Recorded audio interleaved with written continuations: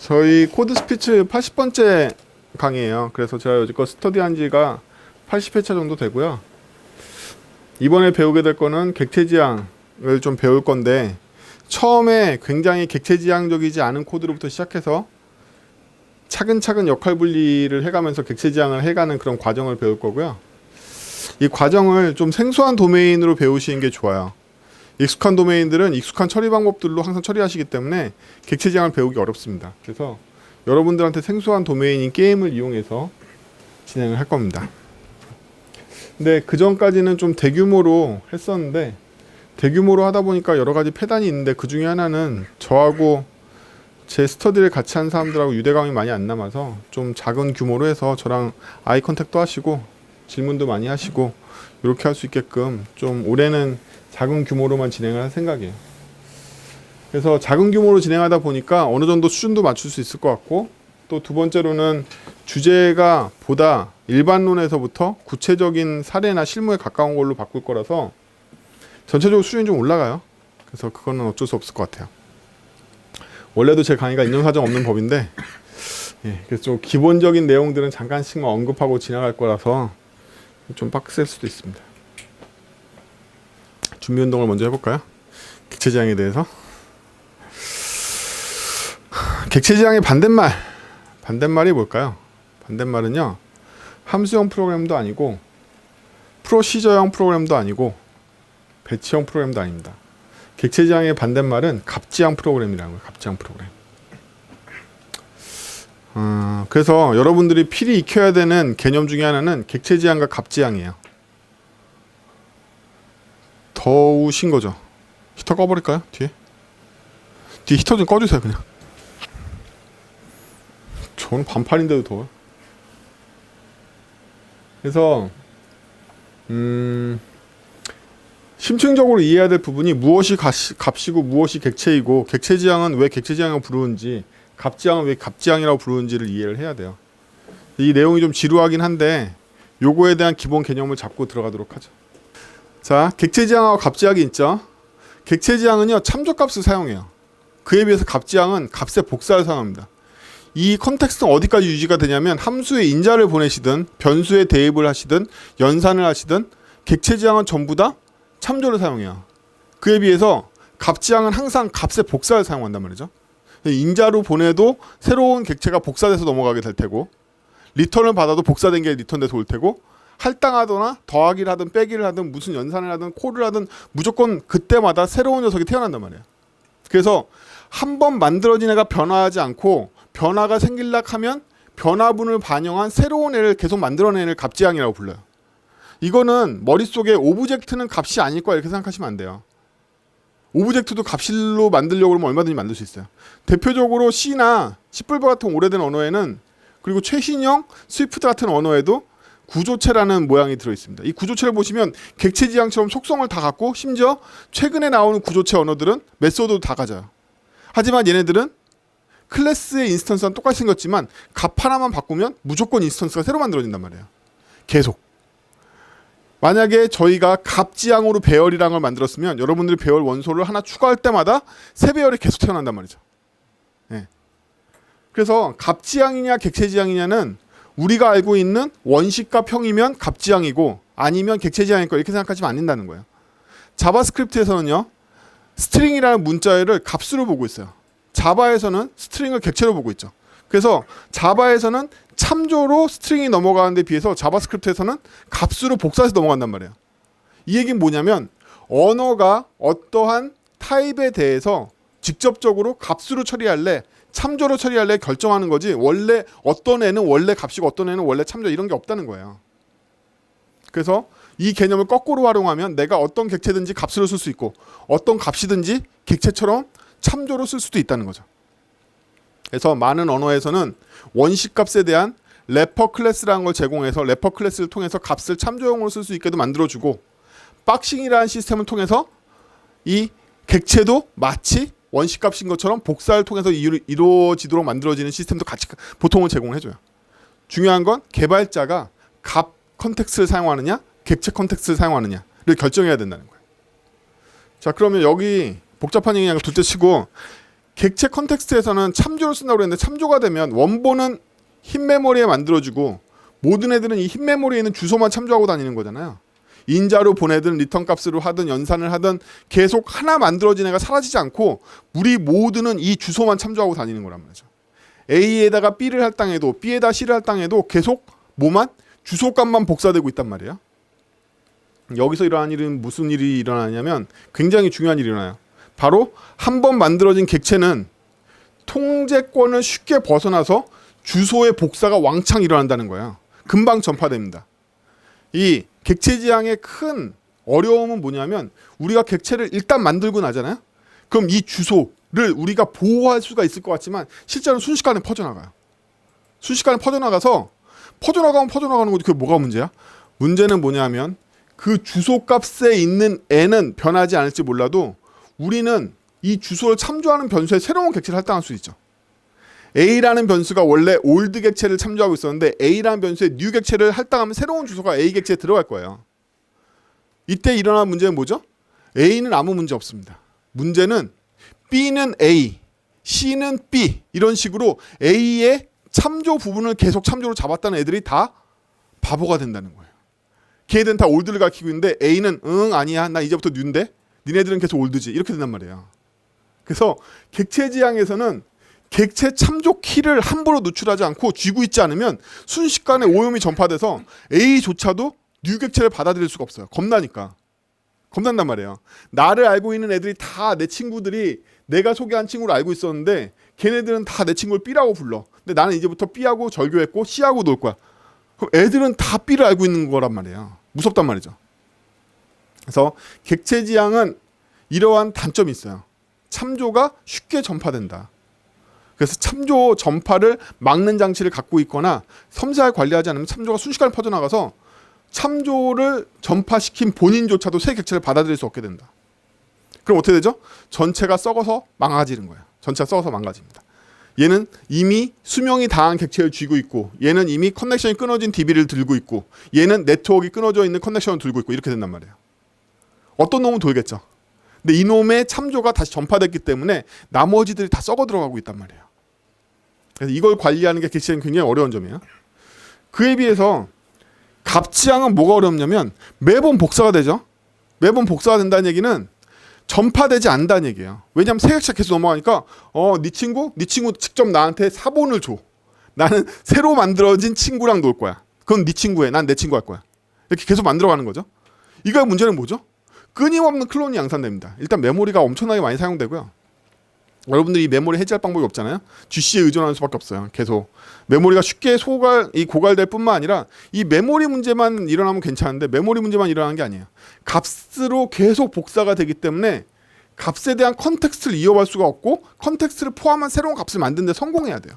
근데 과연 여러분들은요. 고등학교 때까지 살아오신 다음에 대학교에 입학할 때 고등학교까지의 기억을 복사한 새로운 학생을 만들어서 대학교 생활 시키면 여러분의 복사본이 될까요? 안 돼요. 그렇게 쉽게 복사본을 만들 수 있는 경우는 원시값밖에 없어요. 3 더하기 5를 해서 8을 만들면 3도 버리고 5도 버리고 난 이제부터 8이야 라고 하시면 안심할 수 있을 것 같지만 감사 들어온 애가 너 어떻게 해서 8 됐냐 이렇게 물어보면 어떻게 되는 거죠? 몰라. 버렸으니까. 나는 과거를 버렸다. 나는 8일 뿐. 이거잖아요. 네. 나는 8일 뿐. 그렇기 때문에 갑지향에서는 히스토리를 볼 수가 없고 상태의 흐름을 볼 수가 없어요. 우리가 만약에 어떤 솔루션이 현재값만 중요하다면 괜찮아요. 근데 그렇지 않고 시계열을 갖고 있다면 갑지향을 사용하려면 반드시 어떻게 된다?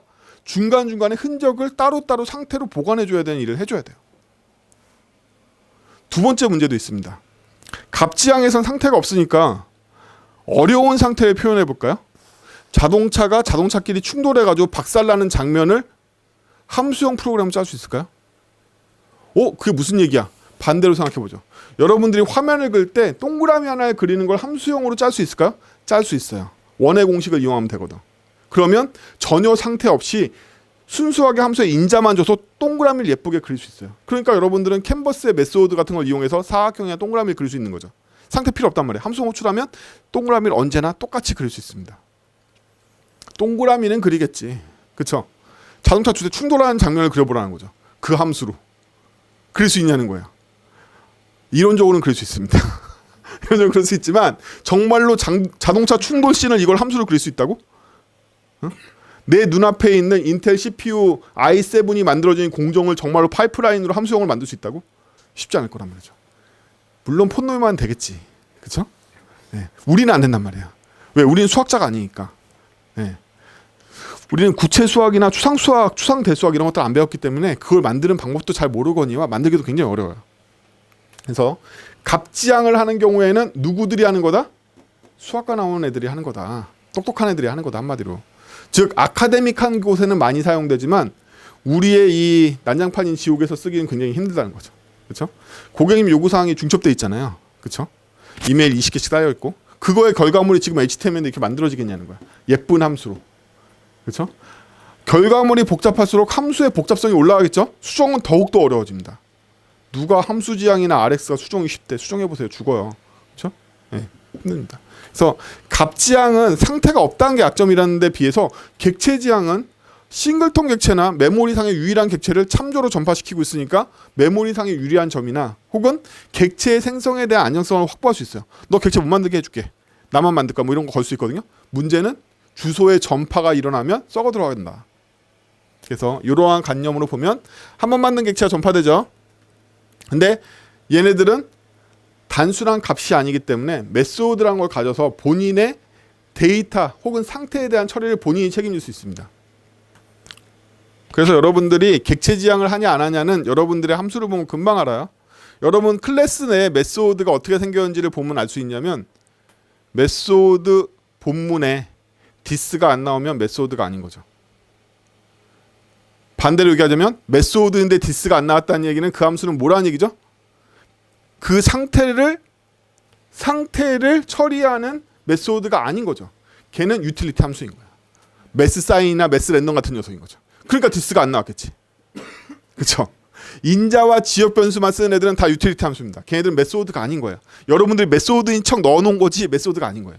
걔가 진짜 메소드라면 메소드 안에 디스가 안 나온 일은 없어요. 왜냐하면 원래 메소드의 목적이 이거니까. 굉장히 쉽게 구분할 수 있죠. 그래서 일단 기계적으로 여러분들의 클래스 코드를 살펴보고 메소드에 디스가 나온지 안 나온지를 본 다음에 안 나오면 유틸리티를 다 보내야 돼요. 걔네들은. 걔가 갖고 있으면 안 돼. 왜? 딴 놈이 이걸 사용할지도 모르고요. 유틸리티이기 때문에 매스 사인 혼자 쓰는 거 아니잖아요. 그렇죠? 딴 놈이 쓸지도 모르고 나중에 고치려고 그러면 어디 있는지도 몰라요. 야, 왜 사인 함수를 걔가 들고 있어? 뭐 이런 거죠. 아니 얘가요. 원을 그릴 때 빨리 그려야 돼가지고 사인을 호출할 때마다 캐시 테이블에 메모이제이션 하려고 얘가 들고 있었죠. 야, 그 메모이제이션 걔만 쓰냐? 쟤도 그려야 되는데? 이렇게 된단 말이에요. 금방. 순식간에. 그렇죠? 순식간에 됩니다. 그래서 여러분들이 가장 먼저 객체 지향에서 리팩토링하기 쉬운 부분은 뭐냐면 클래스를 살펴보고 메소드에 디스 안 나오면 다 유틸리티예요. 다 유틸리티입니다. 그럼 유틸리티를 옮기면 리팩토링 된 거냐? 아니야. 뭐죠? 그게 바로 객체 지향이 아니라는 증거예요. 여러분들은 리팩토링 할 때 뭘 할 수 있냐면 여러분들이 짠 클래스에 디스를 사용하지 않는 메소드가 나온다는 점으로부터 이건 객체 협력으로 문제를 풀지 않구나를 알게 돼요. 나는 값 컨텍스트를 섞어가지고 문제를 풀었구나를 알게 된다는 거죠. 그렇죠? 그래서 리팩토링이 끝나고 나면 유틸리티 클래스나 유틸리티 메소드가 만들어지는 게 아니라 디스만 사용하는 클래스의 협력으로 문제가 풀리게 돼요. 그게 우리의 궁극적인 목적이기도 합니다. 돌아가 아주 멀었어. 자, 각 객체는 단일한 책임을 갖도록 저희는 디자인을 할 거예요. 왜 그럴까요? 왜 객체는 하나의 책임만 갖게 하려고 그럴까요? 이유는 우리가 알파고가 아니기 때문이죠. 우리는 이세돌이다. 여러분 머리 좋아봤자 이세돌이란 말이에요. 한 번에 하나밖에 안 된다. 그래서 나 오늘 객체의 역할 3개씩 부여해서 잘 쓰고 있었는데 오늘은 되겠지. 내일 안 돼. 일주일이면 반드시 안 되고 3달 절대 안 될 거야. 그렇죠? 안 된다. 그러니까 한 번에 하나씩만 하게끔 객체를 디자인하는 거야. 사람의 한계로 인해서. 진짜? 거짓말? 진짜예요. 여러분들 변수 200개를 지원하는데 컴퓨터라면 그냥 A0부터 A200이라고 때리면 됩니다. 안 헷갈리니까. 걔네들한테 알파벳이 무슨 상관이야? 어차피 메모를 주던데. 그렇죠? 우리가 인간인 게 문제라서 그래서 컨벤션이 존재하는 거죠. 우리가 인간이기 때문에. 마찬가지로 단일 책임을 갖도록 하는 원칙을 정한 이유는 마틴 파울로 아저씨가 이 원칙을 제안한 이유는 니네들이 머리가 나쁘다 이거야. 내가 개발자를 35년간 만나봤더니 걔들은 다 머리가 나빴어. 니네들 머리가 나쁠 거야 이런 얘기예요. 그러니까 너희들은 솔리드를 해라 이런 거지. 머리가 오늘만 좋을 거야 뭐 이런 거죠. 내일은 나빠지겠지. 예. 모레는 나빠질 거야 이렇게. 그래서 근데 머리가 나쁜 걸 베이스로 하나의 객체가 하나의 역할만 처리하게 했더니 어떤 문제가 생기냐면 할 수 있는 일이 너무 없어. 저를 볼까요? 저는 아빠이자 남편이자 사장이자 개발자입니다. 그렇죠? 제가 하나밖에 못한다라면 너무 많은 제약이 걸릴 거예요. 그럼 어떻게 된다? 수많은 협력을 불러들여야 돼서 사람 사회에서는 이게 굉장히 비효율적입니다. 왜? 커뮤니케이션 비용이 너무 많이 발생하거든. 이 비용이 더 커진단 말이에요. 여러분들한테 만약에 급여가 지급된다면 여러분들이 개발하는 동안에도 급여를 받지만 이메일 보는 동안에도 급여가 날아가고 회의실에서 급여가 날아가잖아요. 사람이 많아지면 회의실에다가 엄청난 급여를 사장 입장에서 쏟아붓는단 말이에요. 근데 납품은 안 돼. 제품 안 났으니까. 뭐 이런 일이 생겨요. 그래서 사람 사이의 역할 분배가 너무 많이 되는 건 굉장히 힘든 일입니다. 개인적으로도 그렇고 조직 차원에서도 그렇고. 컴퓨터는 그렇지 않아요. 컴퓨터는 빛의 속도로 통신합니다. 그럼 객체지향 사고를 해볼게요. 객체지향 사고는 객체망으로 문제를 해결합니다. 혼자 할 수 있는 일이 단일 책임밖에 없어가지고 할 수 있는 일이 별로 없으니까 객체망으로 해결해. 또한 단일 책임을 준수하고 객체를 이용해서 문제를 해결해요. 값으로 문제를 해결하지 않습니다. 객체지향에서는 모든 커뮤니케이션과 모든 처리를 다 객체로 해요. 여러분들이 값을 도입하면 값을 도입할수록 객체지향이 아니게 되는 거예요. 그렇죠? 또 상태를 은닉과 캡슐화를 통해서 처리를 합니다. 왜? 순식간에 전파되니까. 겁난단 말이에요. 겁난다. 그래서 은닉과 캡슐화에 대한 개념이 투철하신 분과 없으신 분이 계실 텐데 은닉은 감추는 거죠. 말 그대로 스텔스 모드입니다. 안 보여주는 거예요. 난 너에게 보여줄 게 없다. 왜 안 보여줄까요? 사람은 보여주시니까 안 보여주는 거지만 객체는 왜 안 보여줄까요? 지식 때문에 그래요. 난리지 때문에 그렇습니다. 그 난리지는 누구 걸까요? 객체가 은닉을 하지 않아서 공개되는 난리지로부터 피해를 만들어낸 대상은 누굴까요? 여러분들이에요. 사람이 있기 때문입니다. 은닉을 하는 이유는 사람 때문이에요. 사람을 못 믿기 때문에 은닉하지 않으면 이 안에 있는 지식이 까발려지고 이걸 사람이 나쁜 데 쓴단 말이에요. 반드시 씁니다. 절대로 써요. 네. 그렇기 때문에 객체지향은 사람 중심의 사고로 사람을 굉장히 멍청하고 나쁘게 보는 그런 설계 방법론입니다. 여러분 다 악해. 여러분 다 멍청해. 이렇게 보는 거죠. 그래서 언제나 우리는 은닉을 통해서 난리지를 노출하지 않으려고 그래요. 어떤 난리지? 야, 네가 혹시 GMB의 색깔 들고 있냐? 너네. 나 너를 까발려가지고 너의 색깔 바꾸면 GMB를 바꿀 수 있겠네. 이렇게 본단 말이야. 사람이라는 건. 사람이 나쁜 거야. 걔가 이 GMB를 노출하고 있는 게 나쁜 게 아니라 걔는 GMB를 노출해도 기계는 건들지 않겠죠. 사람이 건든단 말이야. 그렇기 때문에 우리는 얘가 GMB를 갖고 있는지 안 보여줘. 그냥 나한테 예쁘게 해달라고만 얘기해. 내가 알아서 할게. GMB 네가 건드렸어? 모르지. 아무튼 난 예쁘게 할 거야. 이렇게밖에 안 가르쳐준단 말이야. 그렇죠? 그럼 실제로는 어떻게 될까? 지가 진짜 GMB 색깔을 바꿀 수도 있고 뒤에 꼬봉시켜가지고 야 GMB 너 바꾸고 와 이렇게 시킬 수도 있겠죠? 우리는 모르니까 그걸 역추적해가지고 이용해 먹을 수가 없단 말이야. 사람 나쁜 놈들인 거죠. 예. 객체지향에선 사람을 나쁘게 보기 때문에 무조건 은닉을 합니다. 다 악당들이에요. 그렇죠? 여러분들 볼 수 있을 것 같아요. 쪼이면 다 악당이다. 클래스 찾아보고 이렇게 디버깅 해가지고 뭐 없나 찾아보고 그거 다 고친단 말이야. 다들 저는 다 안 그런 사람 못 봤어. 다 쪼이면 한다. 다 나쁜 사람들이야. 그러니까 무조건 어떻게 쪼여도 할 수 없게끔 은닉을 확실하게 시켜야 돼. 절대로 건들 수 없게. 두 번째 캡슐화는 은닉과 전혀 다른 얘기입니다. 은닉은 나의 이 옷 속을 안 보여주는 거라면 캡슐화라는 건 나의 행동을 구체적으로 보여주지 않으려고 그러는 게 아니에요. 나의 행동을 구체적으로 보여주지 않고 추상화된 수준으로 설명하고 싶어. 제가 맨날 드는 예가 ATM기에서 돈을 인출하는 거예요. 여러분 돈 인출하면 여러분 ATM 가서 통장 삐삐삐 누르면 돈 나오잖아요. 드르르르 그 녹음된 소리 들으면서 그 돈 세는 거 아닌 거 아시죠? 녹음된 소리예요. 근데 그 과정이 우리는 캡슐화되어 있기 때문에 카드 넣으면 돈 나와 이렇게 생각하시잖아요. 잔고 있으면 돼. 하지만 실제로 여러분 개발자잖아요. 실제로 어떻게 되는 거죠? 보안통신망에 접근해서 SSN 인증받고 SSO 인증받은 다음에 원격 통신만 접속해가지고 은행만 인증받고 공인행정만 인증받아가지고 거래 트랜잭션 확보하고 확보된 키 서버에 들어가지고 키 제너레이트 한 다음에 시작된단 말이에요. 그 다음에 은행 잔고에서 트랜잭션을 락 걸고 뭐 이런 일이 일어나는 거죠. 이게 진짜 일어난 일이죠. 그렇죠? 이게 진짜 일어난 일입니다. 이걸 공개하면 될까요? 안 될까요? 왜 안 되죠? 멍청하니까. 우리는 다 멍청해지고 싶어요. 우리가 담당하고 있지 않은 업무는 다 멍청해지고 싶어. 여러분들이 설마 대학교 학사 박사까지 다 나와가지고 그 모든 지식을 동원해서 돈을 찾고 싶으세요? 그렇지 않잖아요. 그렇죠? 돈 찾는 거 가볍게 찾고 싶다. 그렇기 때문에 우리는 소프트웨어에서 캡슐화를 제공하지 않으면 사람들이 쓸 수 없게 된단 말이에요. 지식 폭발로. 하나하나 정복하지 못하는 게 아니에요. 정복할 수 있지만 정복하고 싶지 않은 거지. 거기에 모든 에너지를 쓰고 싶지 않으니까. 그래서 좋은 프로그램은 캡슐화를 어떻게? 커먼센스로 제공합니다. 커먼센스로. 그래서 여러분들한테 가장 설계 능력이 많이 필요한 건 어디다? 바로 캡슐화입니다. 좋은 개발자는 코드를 잘 짜는 사람이 있을지 몰라도 좋은 디자이너 혹은 좋은 아키텍트라고 부르는 사람들은 캡슐화를 잘합니다. 캡슐화를 잘해요. 지금 새삼 생각해보니까 천재죠? ATM기 만든 놈? 그쵸? 천재입니다. 여러분들 ATM기 연구해 보신 적 없잖아요. 저는 그 발주받아도 해본 적이 많은데 ATM기에 매년 바뀌는 인터페이스 중에 하나가 뭔지 아세요? 신용카드를 빼야지만 돈을 꺼내게 할까? 돈을 꺼낸 다음에 신용카드를 빼게 할까? 이거는요. 우리나라의 통계 확률도 있어요. 매년 조사해요. 매년. 이 인터페이스로 가면 신용카드 두고 가는 확률이 얼마야? 이걸로는 얼마야? 있습니다. 매년 바꿔봐. 매년. 여러분 주의 깊게 보시면 매년 바뀌어요. 그런 이 캡슐화의 단계 혹은 이 휴먼 인터페이스와 결합된 캡슐화 이런 것도 굉장히 어렵습니다.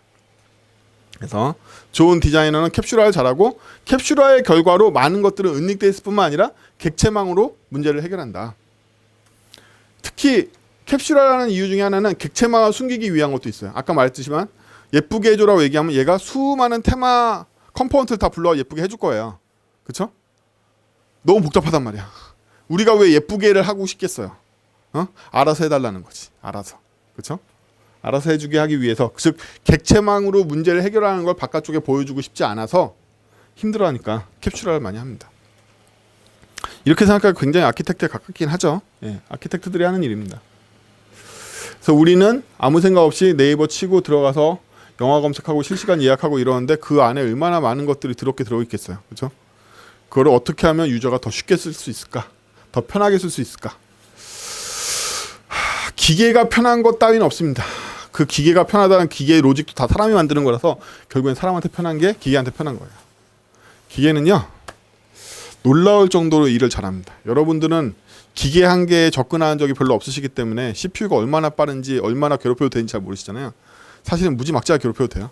여러분들이 프레임 아무리 짜도 인텔리제이보다 CPU를 괴롭힌 적이 없으실 거 아니에요. 근데 우리는 인텔리제이 띄워놓고서 수많은 프레임 띄울 수 있잖아요. CPU 굉장히 빨라요. 걱정 안 하셔도 되고 그냥 뒤집다 괴롭혀도 돼요. CPU라는 건.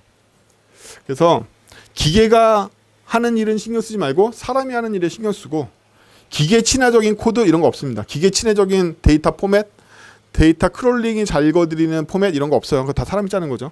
사람한테 이해가 쉬운 코드, 사람이 잘 사용할 수 있는 캡슐화가 바로 객시장이 지향하는 거예요. 객시장 왕인 것 같죠? 그렇진 않아요. 그렇진 않고 값지향에 대해서 더 알아봅시다. 값지향은 아까 말한 대로 매번 새로운 값을 만들어내고 값을 처리하는 메소드가 없으니까 값이라는 건요 뭘까요? 뭘 값이라고 봐야 될까요? 이 값과 이 값은 어떻게 해서 구분이 되는 걸까요? 3과 4는. 자, 이 어려운 퀴즈를 위해서 여기에 객체 배열과 값 배열을 넣도록 하겠습니다. 객체 배열에 제가 원소로 1과 2를 넣고 값 배열에도 원소로 1과 2를 넣었어요. 근데 객체 배열을 제가 하나 더 만들었어. 1과 2로. 동가일까요? 아닐까요? 아니라고 다들 판단하시죠. 이유는 메모리의 주소가 틀려서. 즉 객체 지향에서는 객체 간의 식별을 무엇으로 한다? 메모리의 주소로 합니다. 근데 여러분들은 왜 3과 3이 같다고 생각하세요? 값에서는 메모리의 주소는 분명히 틀릴 거 아니야. 그쵸? 2, 3이 들어있는 메모리는 여기고 2, 3이 들어있는 메모리 여기인데 왜 얘네들은 같다라고 얘기하냐는 거야. 이게 바로 값의 실체예요. 값에서는요. 타입에서 인정한 동가 평가 방법이 있어요. 이퀄스라는 동가 평가 방법에 의해서 값의 동가를 판별하는 전용식이 따로 있다는 거예요. 걔네들은 메모리의 주소로 평가한 게 아니라 값에 따라서 평가하는 방법이 다 다르다는 거죠. 그렇죠? 숫자는 어떻게 평가한다? 우리가 알고 있는 알게브라 대수학적인 수식으로 일치하면 이게 같은 값으로 본단 말이야. 아까 우리가 짰던 값형 배열에 1, 2를 넣고 우리가 이퀄스를 구현할 때 똑같은 원소에 똑같은 값들이 들어있으면 똑같은 애로 볼 거야. 이러면 값형 배열은 1, 2가 들어있는 두 개의 별의 동가로 평가될 거예요. 그렇죠? 왜? 우리가 그렇게 이퀄스를 만들면 돼. 그게 바로 값이야. 값이라는 건 우리가 어떻게 동가를 표현할지를 어떻게 동가로 평가할지를 알게 되면 값인 거예요. 그럼 여기서 여러분들 굉장히 많은 실수를 저지릅니다. 자바 같은 언어에서 객체는 생성할 때 무조건 고유한 해시코드를 갖고 태어나죠. 여러분들 유혹이 드는 거야. 객체는 원래 메모리 주소 구분해야 되는데 해시코드를 어딘가 캐시 잡아놓고 해시코드와 해시코드를 비교해서 객체의 동가를 평가하려고 그래. 이러면 이퀄스를 구현한 거와 똑같죠. 정확하게. 따라서 이거는 이미 값 컨텍스트 넘어간단 말이야. 객체지만 값 컨텍스트를 사용하고 있는 거야. 이퀄스를 비교했기 때문에. 메모리의 주소로 비교를 해야 되는데 특별한 값의 비교 방법으로 동가를 평가하면 걔네들은 순식간에 값 컨텍스트로 바뀐단 말이야. 그렇죠? 그래서 쉽지만 어려워요. 쉽지만 어렵고 값에서는 값을 평가하는 기준이 따로 있고 그걸로 동가를 평가하지 메모리의 주소로 평가하지 않는다. 그러면 방금 이게 되게 중요한 얘기인데 값이 있으면 값의 동가를 평가한 게 어디에 있어요? 값 밖에 있죠. 어떤 함수로 있는 거잖아요. 그렇죠? 얘는 메소드도 아니잖아. 심지어 나는 인티저의 두 개의 값이 들어오면 이렇게 비교를 할 거야. 걔 비트 자릿수를 해가지고 비트 자릿수가 똑같으면 똑같은 걸로 봐야지 뭐 이렇게 본 거잖아요. 그렇죠? 이 함수가 바깥에 있다는 거예요. 그러면 값에서는 이퀄스만 바깥에 있을까요? 아니, 다 바깥에 있어요. 값을 더하는 방법, 값을 빼는 방법, 값을 나누는 방법, 이 연산자도 다 바깥에 있단 말이에요. 값에 바깥에 있어요. 그래서 값을 처리한 유틸리티 함수로 값을 처리하게 된단 말이에요. 얘네들은 메소드로 처리하지 않고. 그래서 값지향에서는 값과 독립적인 함수일까요? 인티저 두 개를 더하는 함수는 값에 독립적일까요? 아닐까요? 독립적이에요. 단지 종속이 뭐에 돼 있다? 타입에 돼 있습니다. 그래서 객체지향에서 말하는 타입은 당연히 인스턴스의 클래스를 얘기하는 거지만 값지향에서 말하는 타입도 굉장히 중요한 거죠. 어떤 함수는 인티저 타입만 건드릴 수 있고 어떤 함수는 더블 타입만 건드릴 수 있으니까. 그때 말하는 타입은 객체 타입이 아닌 거예요. 강 타입이라고 얘기는 하지만 타입에 따라서 값 타입이냐 객체 타입이냐는 굉장히 큰 구분점을 갖게 됩니다. 값 타입에서는 그 타입이 뭘 의미한다? 함수를 그룹 짓는 기준이 돼버린단 말이에요. 왜? 값에서는 하나하나 값을 구분하는 게 아니라 값의 타입만 구분할 수 있기 때문이죠. 그 다음부터는 이 값과 이 값은 크기만 갖는 거예요. 그렇죠? 객체는 그렇게 구분되지 않는단 말이죠. 메모리만 있으면 얘의 독립성은 확보야. 어떤 객체라도 사실은 상관없어요. 메모리만 있으면 확보된단 말이에요. 얘의 자아 정체성이 확보되는 거죠. 메모리만 있으면. 값들은 복잡한 녀석들이란 말이에요. 의외로. 그렇죠? 그래서 얘는 값을 처리하는 유틸리티 함수가 따로 존재를 하고 얘네들이 타입 그룹별로 존재를 하게 돼요. 그리고 함수가 값을 처리하는 경우에는 컨텍스트를 사용하지 않죠. 그렇죠? 얘네들은 주로 뭐 사용할 거야? 메모리에 있는 값 그 자체를 사용해요. 그 값은 순수 데이터이기 때문에 책임의 개념이 없습니다. 쟤네들은 단일 책임을 갖게 하는 게 굉장히 큰 목표였는데 얘네들은 아예 책임이라는 개념이 없죠. 메소드도 없으니까 책임도 없는 거예요. 어떠한 책임이나 역할이라는 게 있으면 얘네들 대표하는 제 값이라고 써놨는데 값의 타입이 존재한단 말이에요. 내가 인티저로 처리할 문제가 있으면 인티저라는 타입이 필요해. 부울린으로 처리할 문제가 있으면 부울린이라는 타입이 필요하단 말이야. 이 값들은 다 그래요. 그래서 값들은 역할이나 책임에 맞는 타입을 정의해야지만 값으로 값 컨텍스트를 활용할 수 있게 돼요. 그리고 값은 원래 계속 복사되고 계속 역할이 없는 상태로 있기 때문에 걔네들을 이용해서 문제를 처리하려면 걔네들 처리하는 함수의 조합으로 문제를 처리할 수밖에 없어요. 그럼 끊임없이 그 함수가 값을 받아들이고 값을 복제해내고 값을 계속 만들거나 새로운 값을 계속 받아들이면서 최종적으로 문제를 해결하기 때문에 결국 우리가 값을 통한 문제들은 대부분 뭘로? 파이프라이닝으로 결론이 일어나게 돼요. 파이프라이닝이 뭔지 어렵다라면 이렇게 생각해 볼까요? 도자기가 여기 나왔으면 좋겠어요. 이 도자기를 만든 방법 여러 가지가 있지만 여러분들이 혼자 도자기를 만든다면 그 막 있잖아요. 뭐 야생의 서바이벌하는 유튜브 되게 많잖아요. 이 내과 가서 흙 퍼와가지고 말린 다음에 이렇게 해가지고 하는 거 있잖아요. 이러면 이 상태에 빠지게 돼요. 여러분들은 내가 어제까지 어디까지 반죽을 했으니까 오늘 어디부터 해야지, 어제 어디까지 다듬어놨으니까 오늘 또 어떻게 해야지, 상태가 되는 거잖아요. 근데 공장에서 도자기를 만드는 과정은 어떨까요? 그냥 이쪽에다가 흑푸대 갖다 집어넣으면 얘가 뱅 돌려, 여기다 반죽 덩어리가 텅 하고 튀어나오고, 반죽 덩어리 이쪽에다 옮기면 얘가 적당히 잘라내고, 그 다음에 얘가 돌려가지고 모양 튼 다음에 이 컨테이너 케이스대로 계속 다 구워가지고 계속 출하되겠죠. 이게 바로 파이프라인의 개념이란 말이죠. 그러면 뭐가 다른 거죠? 상태를 가진 애들은요, 무한 상태를 갖고 있어요. 이거 기억하세요? 상태를 가진 애들은 무한 상태를 갖고 있습니다. 예를 들면 여러분들이 멤버라는 클래스를 만들어서 인스턴스를 만들었는데 거기 네임이라는 속성가 가변이야. 네임이라는 속성은 무한 상태를 갖고 있죠. 무한히 변할 수 있단 말이에요. 무한히. 근데 값 컨텍스트에서는 변화가 없잖아요. 새로운 값이 태어날 뿐이니까. 그래서 값 컨텍스트에서는 파이프라인이 뭐냐면 한 공정을 지나고 나면 새로운 값이 나오잖아요. 새로운 값이 나오는 게 중요한 게 아니야. 다음번 공정 입장에서는 언제나 똑같은 타입의 값을 받을 수 있다는 게 중요한 거야. 따라서 무한 상태가 있지 않고 정지되어 있는 상태를 나눌 수가 있단 말이야. 흑푸대 받는 기계는 흑푸대만 받으면 돼. 즉 흑푸대라는 상태 하나만 있으면 된단 말이에요. 그 다음 기계는 반죽만 받아오면 된단 말이에요.